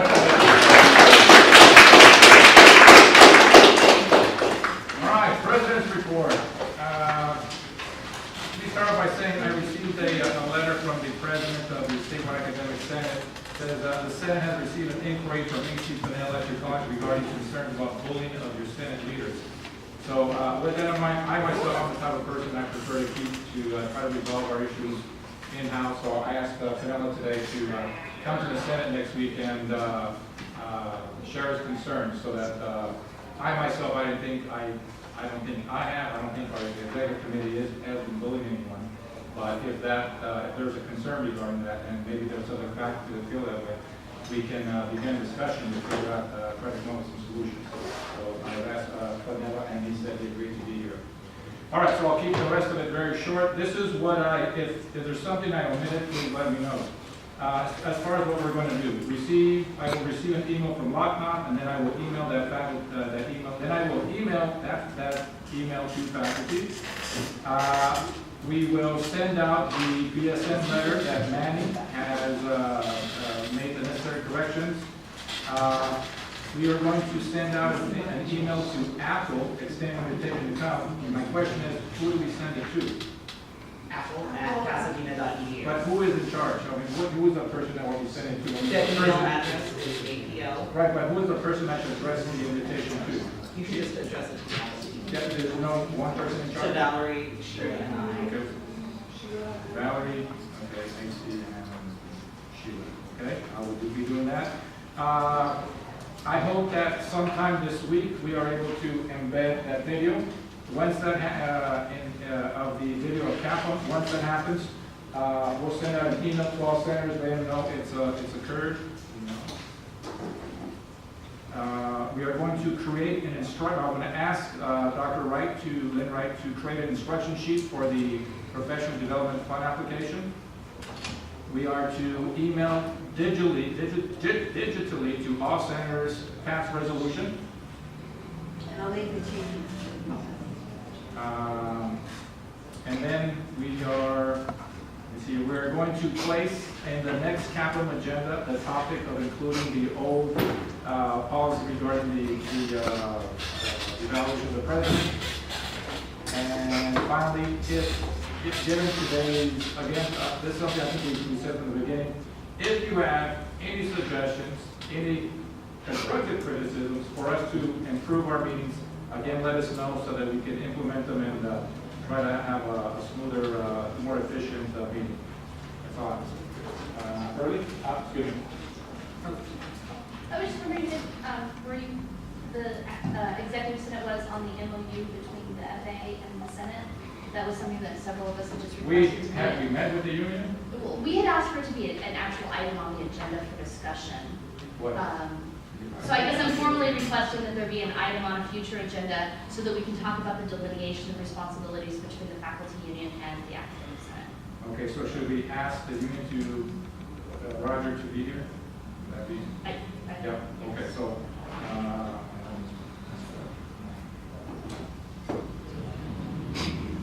Thank you. you want an MOU? Well, we had an ACCJC recommendation 2 cycles ago. To meet with, to have a meeting, to have the executive This was committee. also left over from last year's Right. board goals. You guys should have had this in this year's board goals. What? Your board goals? You know the ones you guys passed? To meet with the, to meet them with the union? Yeah. Well, I don't remember that, but nevertheless, I do regret, our Michelle Grimes asked, suggested that we should meet with the union. So what That has not happened yet. We have not had time to. This is different. There were several of us, I think there was a handful of us, who were just asking some questions about, we have a lot of questions in my area, some of my constituents in my area ask about what's the difference between a responsibility of the academic senate versus a responsibility of the union. It gets a little confusing. It would be nice if we had an actual agenda item for discussion on the issue, and then maybe at that time we could talk about an MOU, which was actually recommended to us from ACCJC. I do not remember the recommendation, but we'll put in the item so that the Senate can discuss the delineation. That's not a problem. Two things. So one, who's going to the Area D meetings this weekend? We're Area C. Right, it's the Area C meetings this weekend. And are you prepared to report back, particularly because some of the stuff that Leslie covered today are going to be discussed, and regarding the BA, the baccalaureates on the state level? And second, can we have that printed list? I noticed it's not on the agenda of what our academic senate board goals was for this year. I think we were supposed to have passed that in the fall. I'm wondering where that was. All right, I'll look for that. Okay, thank you. Where was that? You were supposed to have done that over the first retreat. And so usually that way we can we're at midterm, so usually midterm progress is the time to report on what we've accomplished based on what we voted on in the fall. Did you attend the meeting? I'm an alternate, as you know, and so that would have been done with my current exec, so we're just. Do you guys remember what these goals were? I wasn't remember that. Or who, anybody? I don't think many people attended there were no goals. If I remember right, there were no goals. All we did, the purpose of the meeting was to discuss how we're going to have better, more efficiently run meetings. And we took and how we spent the day taking suggestions, trying to see what we should do, what we should not do. Yeah, I think, were you guys working? And we discussed the tempo time, so I don't think there were. So then I would recommend that we put on the agenda what we would like to accomplish by the end of the year.